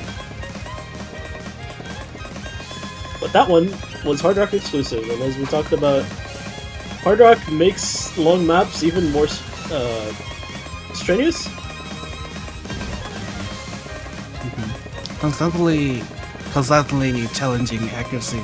Like this map with HR will really going to challenge the accuracy of players. But it's not, and it is only 9.2. It's just about like 26 milliseconds, so it's manageable. But the patterns, I don't think so. Like this. Oh, the triangle stream. Yeah. Fortunately, you don't chokeable on have. Hard Rock. Yeah. By the way, you don't have not luck. We've been saying this for 3 weeks, so you don't have to worry about missing whole triangle stream. Like that pattern was so scary in the stable. My favorite stable anecdotes are just playing a 5-minute map, getting to a space stream, and then failing the map. Exactly. Especially with 1/3 patterns like this, it's like so much easier to overin because you're already tapping a higher BPM, and then that flow pattern comes and it is just disastrous. So a little bit of more freedom there for the Snowmud one. Much appreciated to Azer for the replay on this one. And for the second map in the pool, for going to Nomad Tool, 2, not Tool. Mixed Nomad 2 in the pool. Tool! Nomad Tool! It's another OWC throwback. It's Shackled to the Trillathon of Cthulhu by Mazarin from OWC 2020. I believe it was Grand Finals. This Nomad 2 comes back to us. Originality Yeah, is dead. We are reusing everything. This is the original diff, so it's harder than the one that you saw in that final, or grand final, so let's say.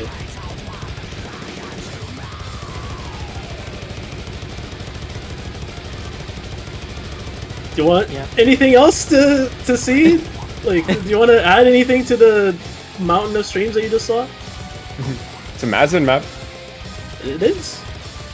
Love Mazarin. I was speaking about this in the comms for the last match, where like a lot of the reason for like the high skill cap of these pools is like on Lazer, your FC is gonna be like generally 200k above like the quote-unquote average good score on a map that's a non-FC, that just like kind of middle of the ground act, whatever.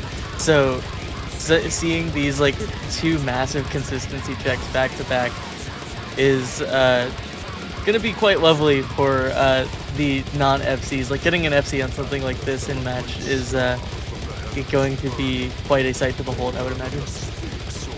Alex just said $5 to any caster who can say the name of the map correctly. I'm gonna try it. No, not the name, the diff name, diff name. Oh, the diff name, he didn't say that. No, there's no way he says the name, man. Trillathon of Cthulhu. Give me my $5. Give the diff name a shot. Oh, wow. Okay, well, you know, sometimes... Well, this is like Lazer advertisement, you know? Like, it won't happen on Lazer. But it's Look okay. at that classic mod. Classic mod. Look at that classic mod making him miss all those streams. Man. Classic mod. Couldn't be me. Oh, what can you do with this mod?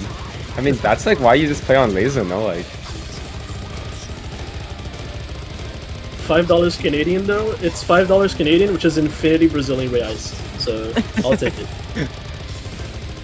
Hey, you gotta get on a match next week. Hope they pick the Nomad 2. Actually, even if they don't pick the Nomad 2, just practice the song name. A little time. The song name is Or the diff name, excuse me. Pnugglul Mglafel Cthulhu Orlaye Waglachnachlun Fadain. Close.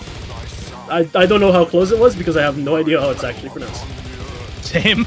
I have no idea.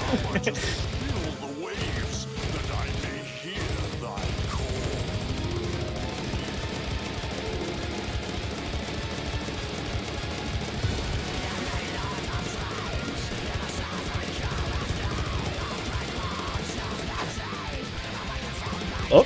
Yeah, there we go. More no. More laser propaganda. More laser propaganda. Oh, that ain't happening on Laser.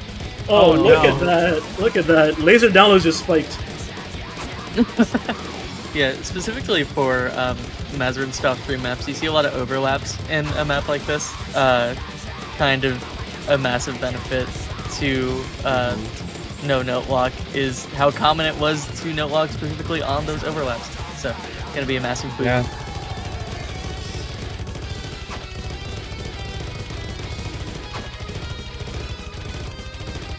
Would you care to reveal who the replay note is? locker is? Yeah. It's Swick from 2023. Wow.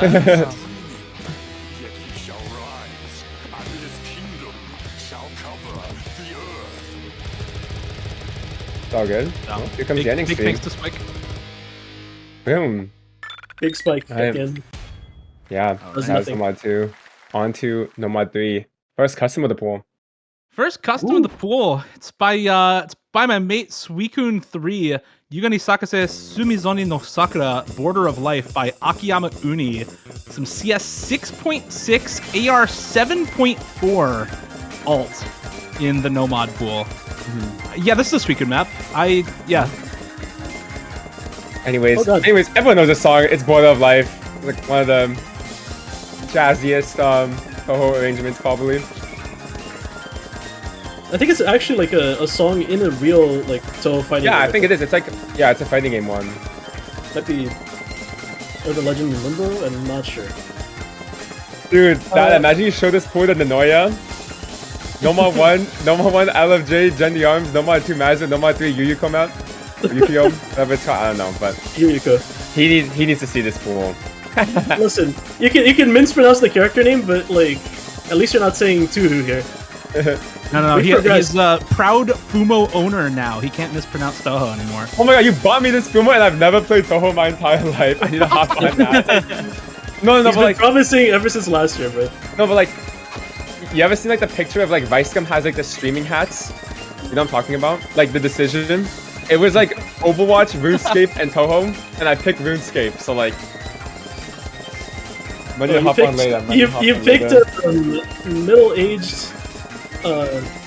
middle-aged game you play at work, basically. That's the average. That's the average age of the Canadian group at this point. 25. Sorry. I think this map is like, it is very unusual skill set, like precision flow, but it's not HR. The point is that it's not HR and has pretty low AR, so it also requires reading. Like they used to have their dedicated slot, like for precision HR2, for reading number 5, but in this pool, yeah. Yeah, there's a lot of also snap elements and some reading. So this map has a lot of things going on. Yeah, I feel like it's a mix between last week's Hidden Chew and like last week's Hard Rock Chew in a sense. Especially this section, plenty of. Yeah. Uh, This is stacked an ultimate overlaps. fire rage map. Is it though? I mean, it's got I precision, think there's reading a overlaps. couple maps that I'd put above that. In this pool specifically. regardless. This is pretty cool, actually. I like especially the... that slider velocity got a little up there by the end of it. Thank you, Nope KJK, for the replay. Nice replay. Nice replay.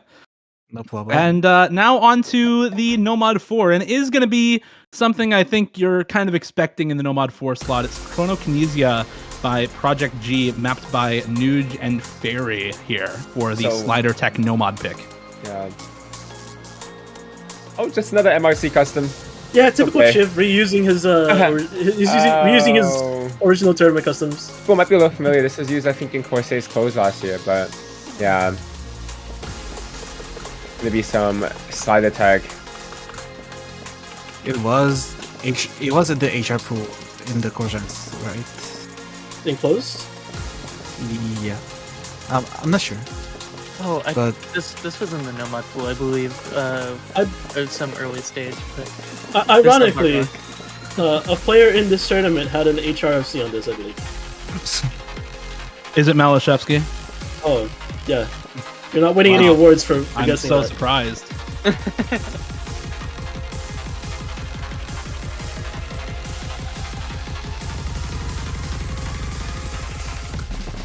But yeah, plenty of the tournament players here gonna be well familiar with this map, as is commonplace with these high skill cap 1v1 tournaments. Taquito stilted. You did it, Jim. Congrats. Yeah, it might have used maybe too much in like high SR pool. Like it's just so good to pull. I think every year there's a tech map like this. Like a tech map, like people are like, wow, this is so cool, and then everyone pulls it because like, oh, it's cool. People said it's cool, so like we can't go wrong with this. And then people realize, oh my god, it's everywhere, so they stop pulling it. Do you remember what was the Silica OWC 2021 map? Oh, duplication was it? Or fluctuation, I think? Else. Oh, fluctuation. Yeah. Yeah, and there was before that there was like a very long time ago there was newspapers for magicians that was just everywhere in every tournament. I don't even think it happened to like a particular Rail Lazy map, if I'm remembering right. It was just like 8 billion Rail Lazy maps in every tournament. But yeah, it happens. Yeah, filling the tech map parts of the pool is just like creator name equals, and then you search their Drave or like their map. Whoever the most popular tech mapper is recently, basically. Yeah. Creator equals Nuge, star rating over 6. Let's see this.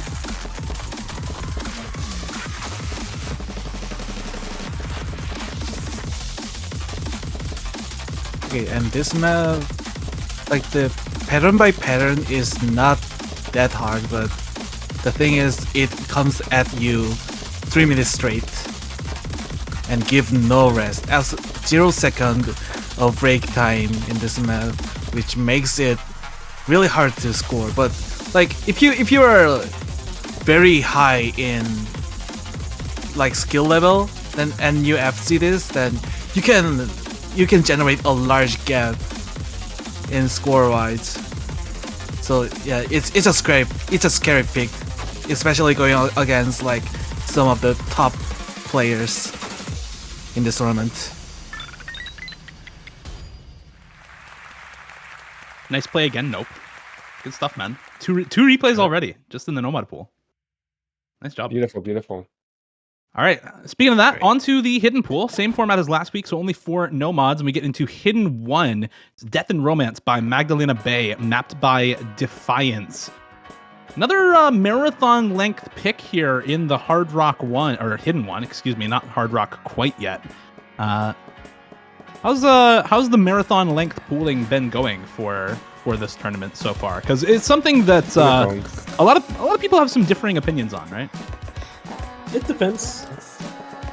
Like, this is the only map remaining in the pool that's over 3 minutes and 40 seconds.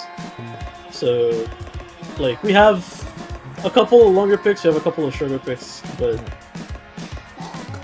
Radio Music Core. real music for. Oh my god.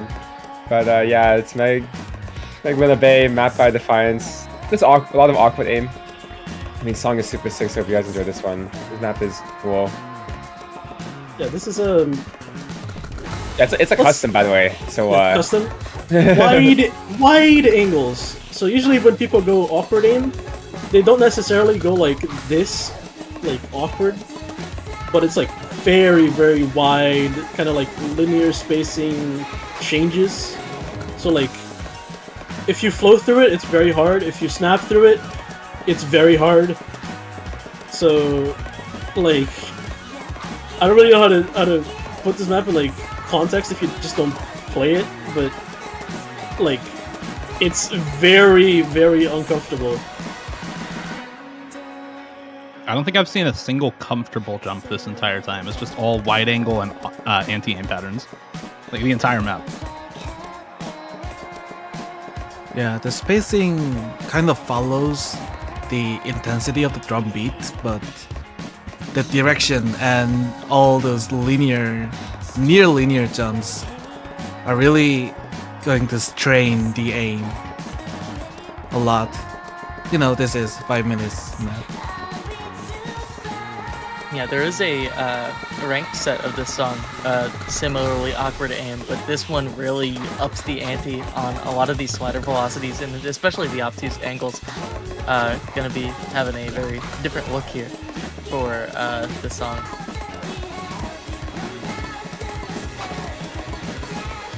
We really did get saw the week 1's Hidden One played a lot in this week. So I wonder if this will get more banned or more played. I have no idea. It's like a very different map from the Hidden One last week. Just in like the way the jumps actually flow. In Hidden One last week was like pretty successful, like a lot of people played it. So I don't know. Yeah, it kind of became more awkward.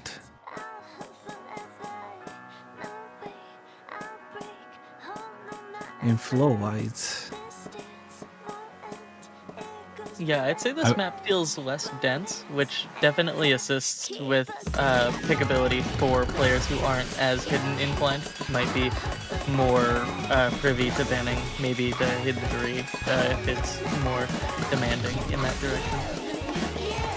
Yeah, I was gonna say, looking ahead at some of the rest of the pool, I think there may be some other options for people who want to double ban out reading if they are against a good reading player and not very good at it themselves. So I think this will probably be one of those maps that is picked by some of the good aim reading players as kind of a density aim check. But like you said, it's not quite as dense, right? It's a little bit lower BPM. It's a much higher spacing, so it doesn't feel quite as dense, even though it's about the same approach rate as well. So I think it should be a relatively well-picked map, mostly to try to abuse people who are bad at hidden reading.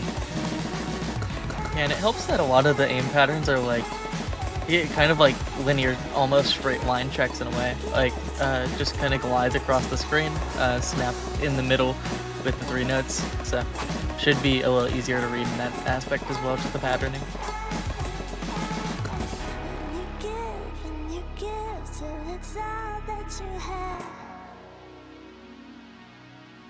Oh, also it ends with really long spinner section. She runs. She and runs the player in here. Oh my god, spin more.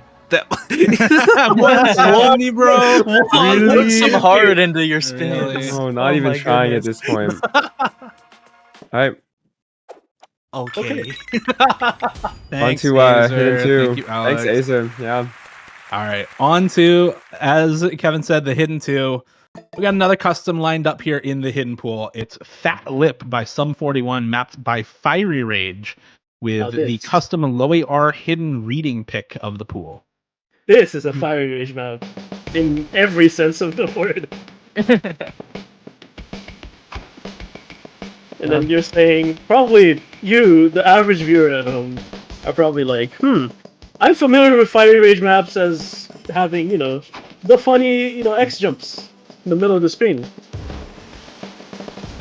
But, Fiery's more than that. Fiery's more than funny X jump mapper. Oh. Even though, I think... Have you seen this map? Have you seen this Yes, map? I have. Yes, I have. Oh, yeah. More than just the X jump. We'll point them out when they show up. Anyways, yeah, this is going to be the lower aim pick of the pool. Kind of have some control in the Nomad 3 slot from this weekend map, and this one is going to be, yeah, air raid aim. Back to Maze of Vapor. What's the background here? Why do we got a blue archive background on this map? don't know. Like, what's going on, bro? Oh, that's intended.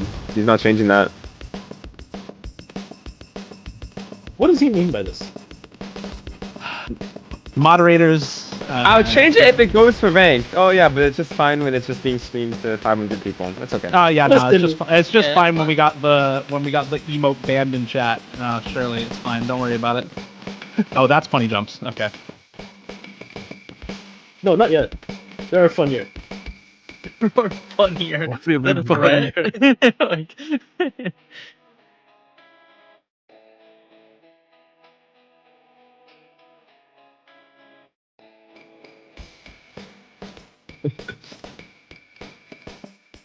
Now you got us waiting. Like, Oh, it's now we coming. just gotta It's see. coming. It's coming. Pause, Jeff. Pause, Jeff.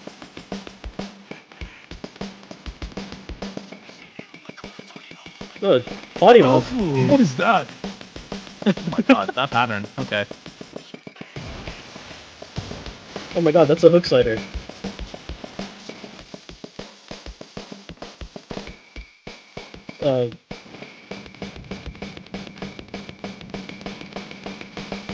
There we go. Oh, there they are. Clap, please clap. Please clap. Please clap. Yeah, it's. Stream can't do that.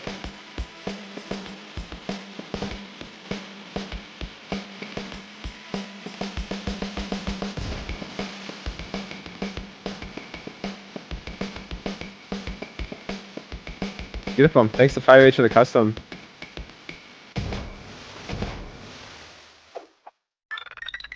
All right, and that is going to bring us also. Thank you to Plute for the replay.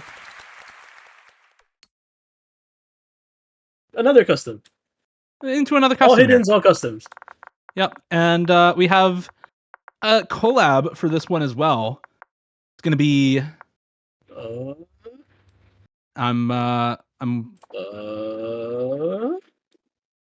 right, it's I going hear to it be in the Egoist. background. Yeah, there we go. Great. It is going to be Egoist by Shogo Nomura, mapped by Megafan and Misty. Colbab difficulty. Thank you for that one. It's going to be some hybrid control in the hidden 3 slot this time around. Yeah, it's a very active song, very active map, a lot of flow, a lot of this very I don't know how else to describe it other than active jazz, very hectic.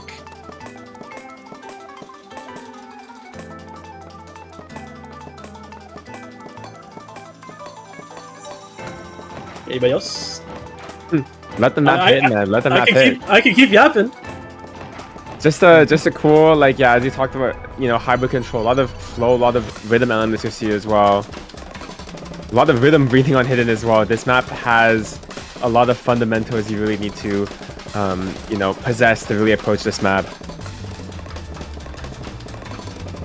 This map was one of the maps that finished pretty quickly into the map building section, and I played this and had a feeling of this caravan, right? Yes. In Whiplash, and this is the baby version of that. It's really fast, but not brutal. But the patterns here, pretty not too easy going here. Yeah, so you have to keep on tempo. Yeah, I feel like this is a solid equalizer for how aimey the rest of The other skin pool hidden is. as well, The other maps just pure aim miss. Did some trick reading. This one more like stack rhythm oriented. You see like a lot of these doubles right before a flow pattern. Like you have to hold there for a moment. And I could see people banning this one over something like that hidden one just comparatively for hidden weak players, because getting used to reading those stacks on a dime with how quick moving a map like this is a really tough ask. This is one of the two maps I actually bothered to play because I'm old and washed. But We all need, you didn't need to say it again. yeah, no, sorry. I have to reaffirm just for the people who are not familiar, but this is one of the maps that I found really fun. Like, just a lot of active rhythm, a lot of like this kind of like control element where you actually do have to stop a lot and then all of a sudden go into like a very like fast-paced like triple or burst. It's very fun.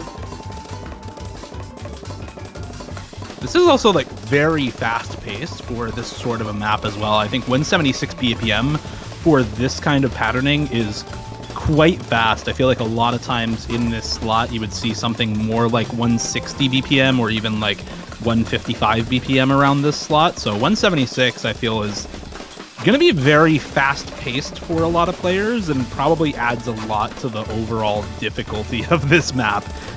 Just making it be, give you that much less time to adjust to different patterns or read properly.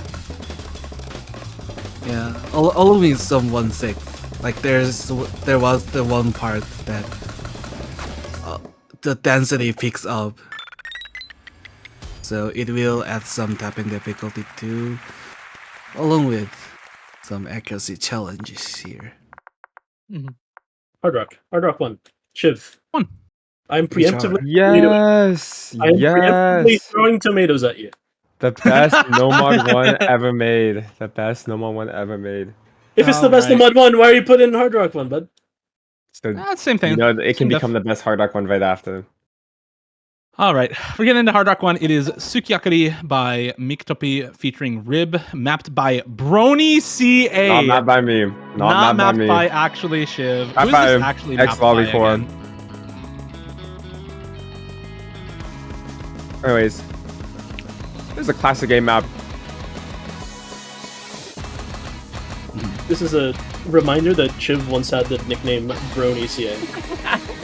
Yeah. Oh, I really... Through the years, your name change is wrong. is absolutely terrible. I love how if your name change, like before name changing and unload the map, it stays eternally.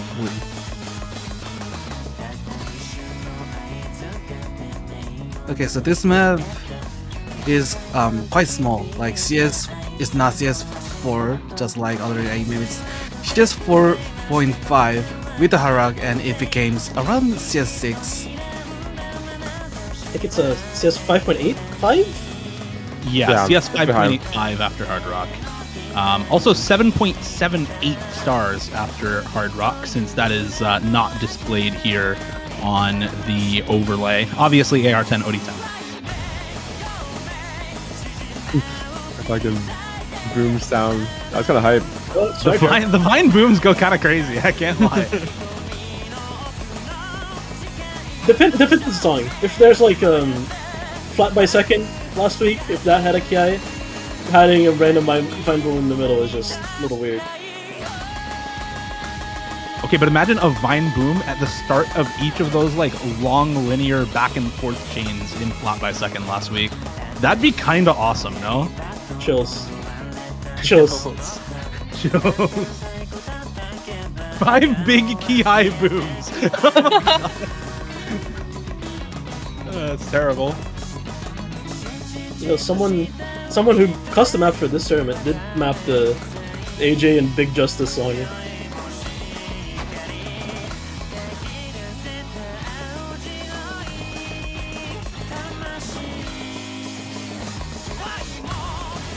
So, Chiv, what else do you have to say about this, considering you mapped it and all? Oh, it's a beautiful aim map. Yeah.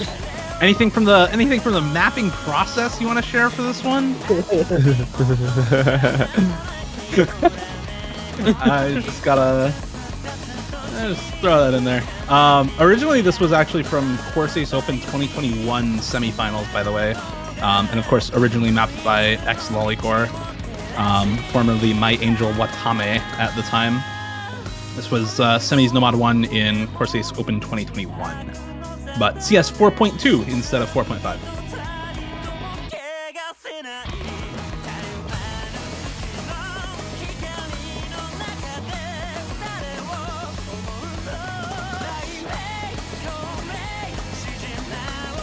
Yeah, obviously very heavy cross-screening on this map, but the patterns themselves should be quite comfortable for people who are aim privy. A lot of the focus is on triangles, so quite common patterning for this aim map. Yeah, the flow was okay. It was all about distance and precision between circles. You need a lot of perfection.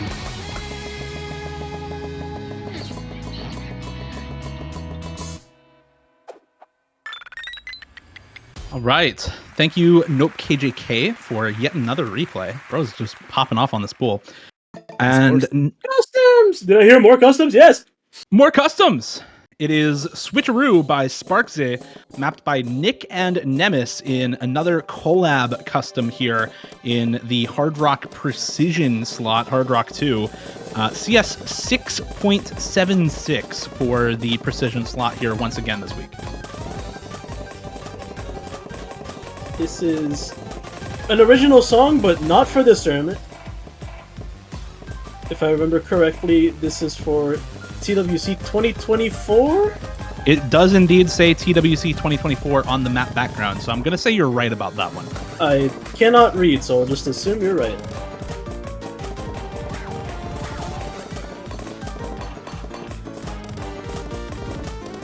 Oh, it is there. Okay, it's below the... I swear it's there. Yeah, no. Yeah.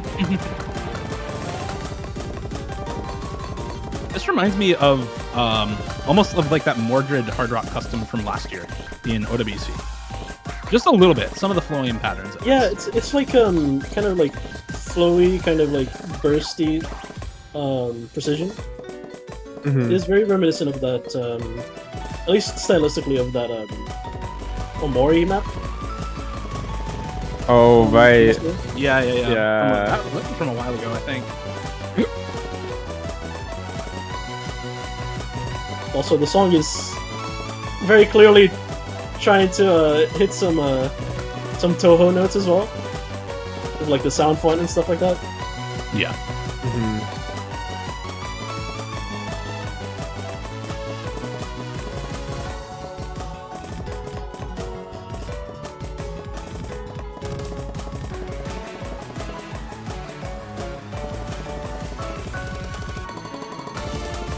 It's not too complex in beat-wise. Having some like doubles in between some patterns, but it's basically straightforward. But yeah, it's hard rock. So this is 6.8? 6.76 exactly. 7.6. Rounds up to 8, but Yeah, close enough. Yeah, that's gonna be Hard Rock 2. Shout out to Crystal for the replay. Thank you, Crystal. All right, and on to yet another custom. Somebody say more customs here. We have Lon by Masayoshi Oishi, mapped by Iron Cat here on a collab extra difficulty, apparently. If any of the map pullers want to shout out the collab here for Iron Cat. the collab is Lusky. It's Iron Cat and Lusky. Kind of the conventional alt pick of the pool after you saw, Nomad 3 was kind of much more on the gimmicky side.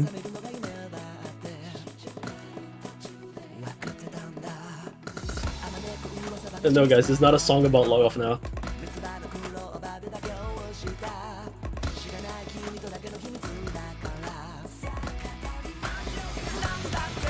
I was looking at the subtitle for 10 seconds to catch what did you mind.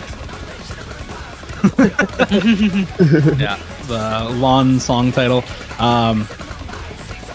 This is just alt, right? It's a lot of wiggle alt patterns. It's a little bit of flow. It's a decent amount of snap aim alt in this map as well.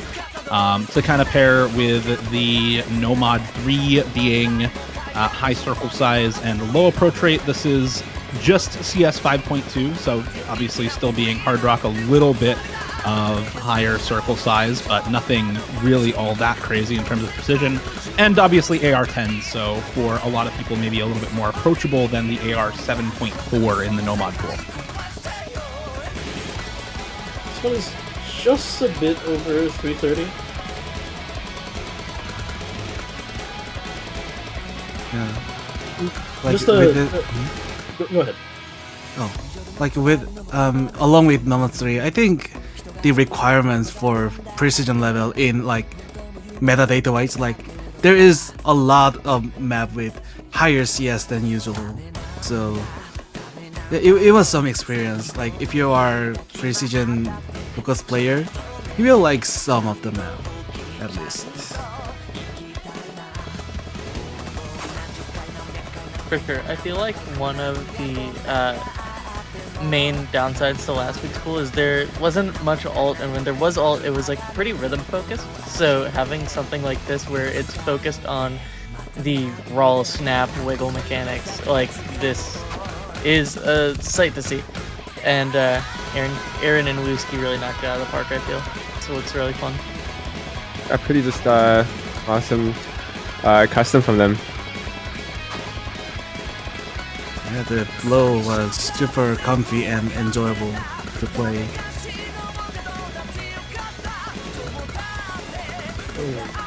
Ooh, that triangle was a little spicy. Yeah, it looks satisfying.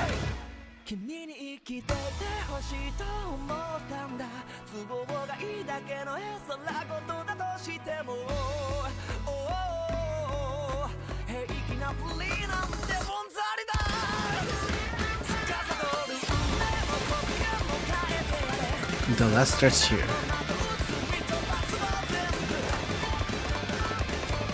I'm surprised that even a play with like a decent amount of misses is still like over 400 PP. This goes to show that like at this difficulty, like without CSR, it's just like, or with CSR, I should say, combo scaling, removal. Yeah, with CSR. Yeah, Yeah. I mean, Stuff at is the crazy. star rating with Hard Rock, makes sense.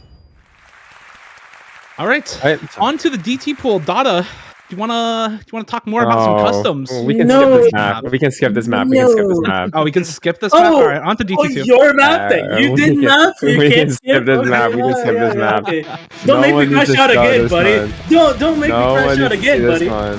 No one needs to see this one. Oh. All right, Okay. it's Pandora no Halo by or Pandora no Hako by Uplift Spice, obviously mapped by Dada. I saw the star rating right before this loaded in on the Lazer client said 8.43 stars after that says double that. time. Yep, that says that. Damn. Okay. I mean, I know DT1 is often very overrated in terms of star rating, but 8.43 stars is still pretty up there. It's hard, but we have two very overstarred aspects of things, which is high BPM jumps and high BPM streaks. So those two are combining to give this map like insane star rating. Yeah, I feel increasing the difficulty of DT1 to this degree is a necessary change. We saw the DT1 last week was very, well, this weekend, but was very, like, this kind of 50-50 kind of focused on the gamble that's not so much a specialist pick. Of course, it was a beautiful sight to see Melon Boy in the pool, but this feels more in line with, like, something that the higher seeds and the true DT specialists are going to really enjoy. Cool. 1-3 section here. Okay, the entire solo. And those 1/3 are still about 225-ish BPM, right? They're still pretty fast. Yeah.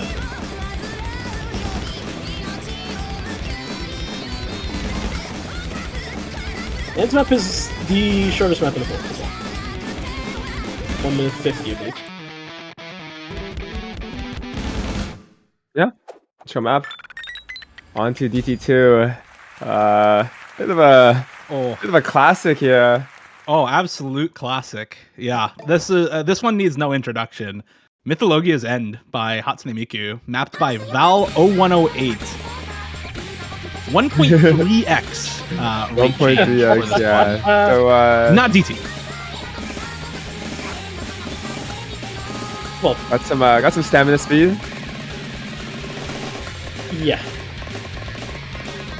What's the BPM come to? 254. 254. It's not a joke.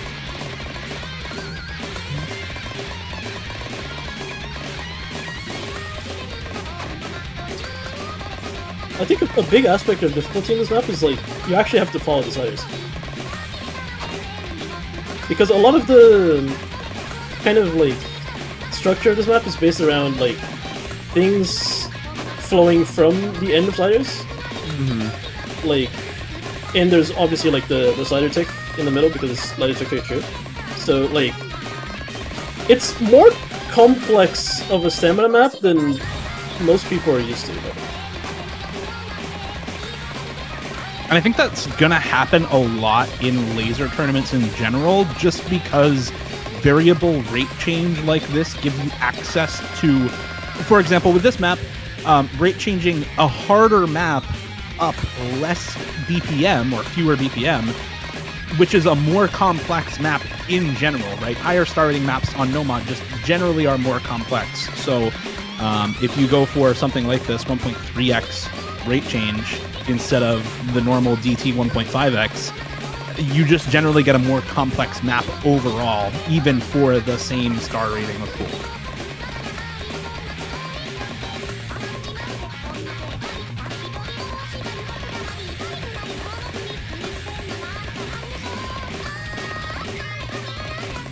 Anybody not know Mythologia's End? You know this map, right? Like, if you're watching it, come on, like even the most zoomer of zoomers have to know this map. I'm afraid if we are too high aged. I hate to say it, I did start this game in 2020, and the first I heard of this map was from Speed Cup. 2020? I started playing 2020, yeah. Oh my 2020 god! is crazy. Oh my god! The newest gen. Hey, Kevin, you want to know what's crazy? His account's 5 years old now. That's insane. I'm double, man. I think the double is the youngest. But statistically, like the most amount of signups actually occurred during the pandemic, so like 2020, 2021. Yep. So you're gonna meet a lot more of the Hubba generation, basically. Yeah, the COVID boom generation. We all just kind of showed up. Here's the last circle of that. Yeah, there was like the 2013 to 2015 sign-up boom, and then the like COVID 2019 to 2021 sign-up boom. Yeah, gonna be. I think there's still gonna be a few people who don't know this map. Not that are playing the tournament, but maybe some viewers who don't know this map. But it's a classic. For sure. And I'm always fond of this older style of stream maps, something like the older Rubik's Cube where you have the sliders in between. That's always a hoot to get into and play. So love to see it, Val108. Yeah. All right. Thanks to Wraith for the replay. And now on to DT3. Another pre-existing map here, Dependence Intention by Electrocutica, mapped by Mirage. 1.35x rate change DT pick this time around. Only 176 BPM after DT, and only 7.3 stars, but it's because this is not a speed map. Yeah, it's gonna be the control alt pick of the pool for DT. This map is so cool. It definitely, I think, shines on, like, you know, like these like stop and go elements really shine on the raid up here. So a little bit of rhythmic emphasis as well. Are we sure this isn't a Hubble pool? We've had Magdalena Bay and now Electric Utica. This is suspicious. Yeah, this map, like the main skills that would be alt and flow aim, but I think the like finger control on this, like this has quite difficult beats here and there.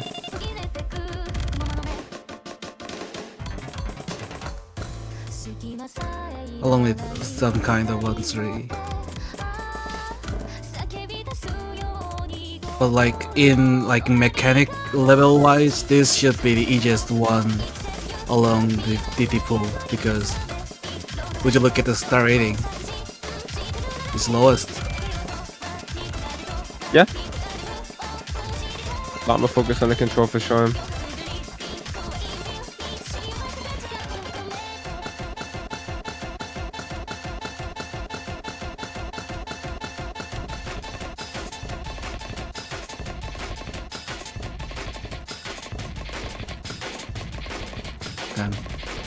That transition was so cool. Yeah, I like that transition. This is my first time seeing this version of this map. Played the Scub Domino version a couple of times because Kevin, you pooled it in tournaments where I've been playing before.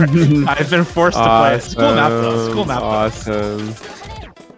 And that map does something pretty similar for that transition. It seems like great minds think alike. I don't know. The both of them, both Mirage and Scub, have a pretty similar approach to that section, and yeah, it's very cool. It's a great part of the song, great part of the map. As the chat mentioned, yeah, it's 7 over 8. I don't know how to call fraction in English, sorry. Yeah, 7 over 8. That's fine. Yeah. Right. It's gonna be a DT map. On to the Lazer mod. Some interesting scores from last week's Lazer mod, but I don't know if this one's gonna be any better. Yeah, thanks to Enemy for the replay on DT3 there, and now on to, as Kevin said, the Lazer mod. This time around, it's going to be the Depth mod, and we're using Depth on Altitude Remix by Calisoiled, mapped by Dectopia. Yet another Getting Over It background Dectopia map here. This shit is so Depth funny. applied. This is also AR 7.8 base, so you have kind of a doubly difficult reading challenge on this map. So yeah, go ahead. Oh, okay. So like, the thought process behind this pick was that some of the reading, like stack reading maps, were too hard, right? But with depth, you can actually read it like without like memorizing the whole map. So we chose the map with a lot of stack reading difficulty and combined with depth, so that it is accessible to the wider range of players. If that makes sense. Yeah, I like that a lot. This is also, I believe, another closed callback. This was somewhere in the closed pool last year for Corsairs.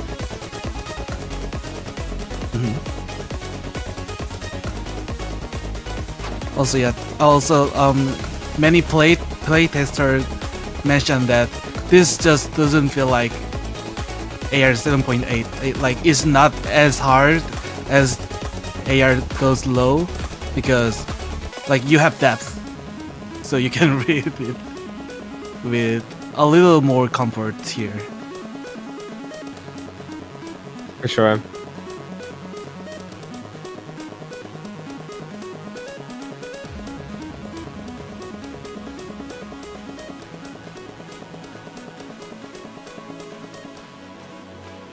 Oh no, it's definitely a motion sickness mod.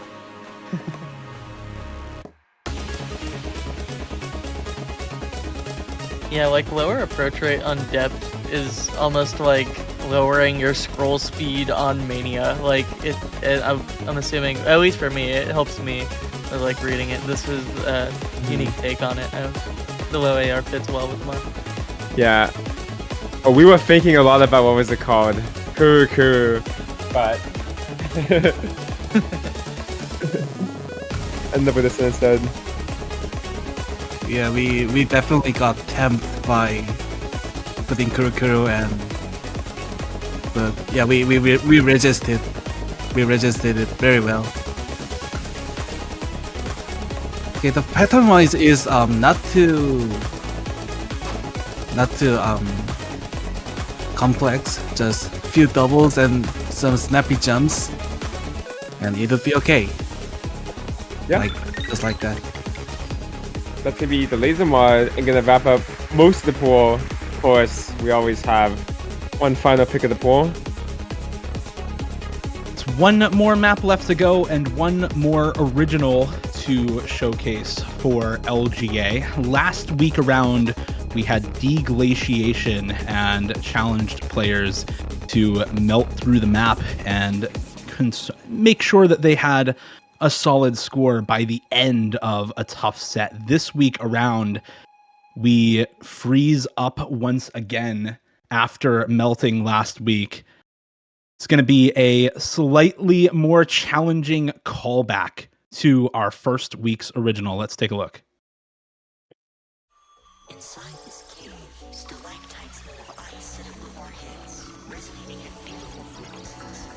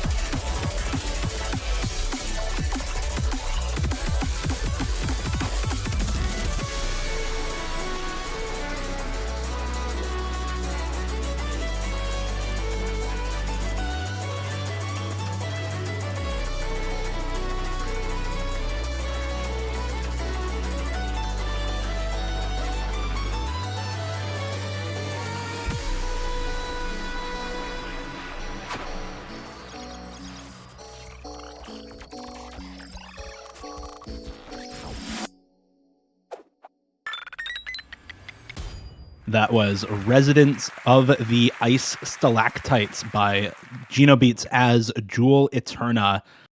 Replay, of course, by Azer, and a couple more shout outs here to the illustrators Rabin and Unakata Yuno for the background here, to Zeth for graphics design, to Sakura for video and design coordination, and of course to the mappers for this map as well, Kiari and Net Nisanya. Want to also give a fun fact about this one, and part of the reason why both of these originals are ice themed this year for LGA. Gino and Zevin from last week, the two composers and musicians that we had here, are good friends. Kind of wrote both of the songs to complement each other for the event, which gives this a cool theming. It might be a spring tournament, but honestly, up where I am right now, it's still kind of cold. It's like less than 10 Celsius right now. I'm a little chilly. It's I think it's doing work right now. It channeled some colder weather for me this weekend. So shout out to the both of them as well for those originals, and shout out to all of the mappers working on full sets for both of these originals to be ranked soon after LGA finishes. You can take a look out for those original sets by following those mappers for both of the originals. If you follow the host, you should get updated when those do get some extra difficulties when they see their updates. Yes, you will have some easier difficulty to play if you are, 7.8 stars, like 7.5 stars around there. It's very challenging. So we kind of decided to have it more, like give it to more mappers to have easier difficulty, like insane, extra, and expert. Yeah, awesome work. You guys don't have to just forget about the channel points thing. It's okay, guys. Like, we can let it go. Anyways, as always, actually, I should probably talk. Thank you guys all for watching the LGA showcases. Shout out to all the map poolers and playtesters that we took on. Besides the regular team from OWC like me, Wix, Dada, Miles, and Lazer, we had Imokura, FC Easy, and NopeKJK3 Asia map poolers that helped take on the challenge. So shout out to them. Shout out to our QA. We had Rebel and Nanoya step in this year to help out with some stuff. I believe that's it. I don't know if Mafa was here as well. I think it's just those two. Do you know Dada? Oh, and Henry, obviously, but he's a playtester. He did it all. So shout out to him as well. Playtesting, everybody was doing the mapping. We had a lot of new faces come along this time, and yeah, I think everything internally went really smoothly. I think everybody did a really good job, and hopefully this next weekend everybody has fun playing the back end of the tournament here. So yeah. Shout out to all the playtesters. Shout out to Plute, Silvari, Rojo, Rafe. Might as well name all of them because there's not that many for this tournament.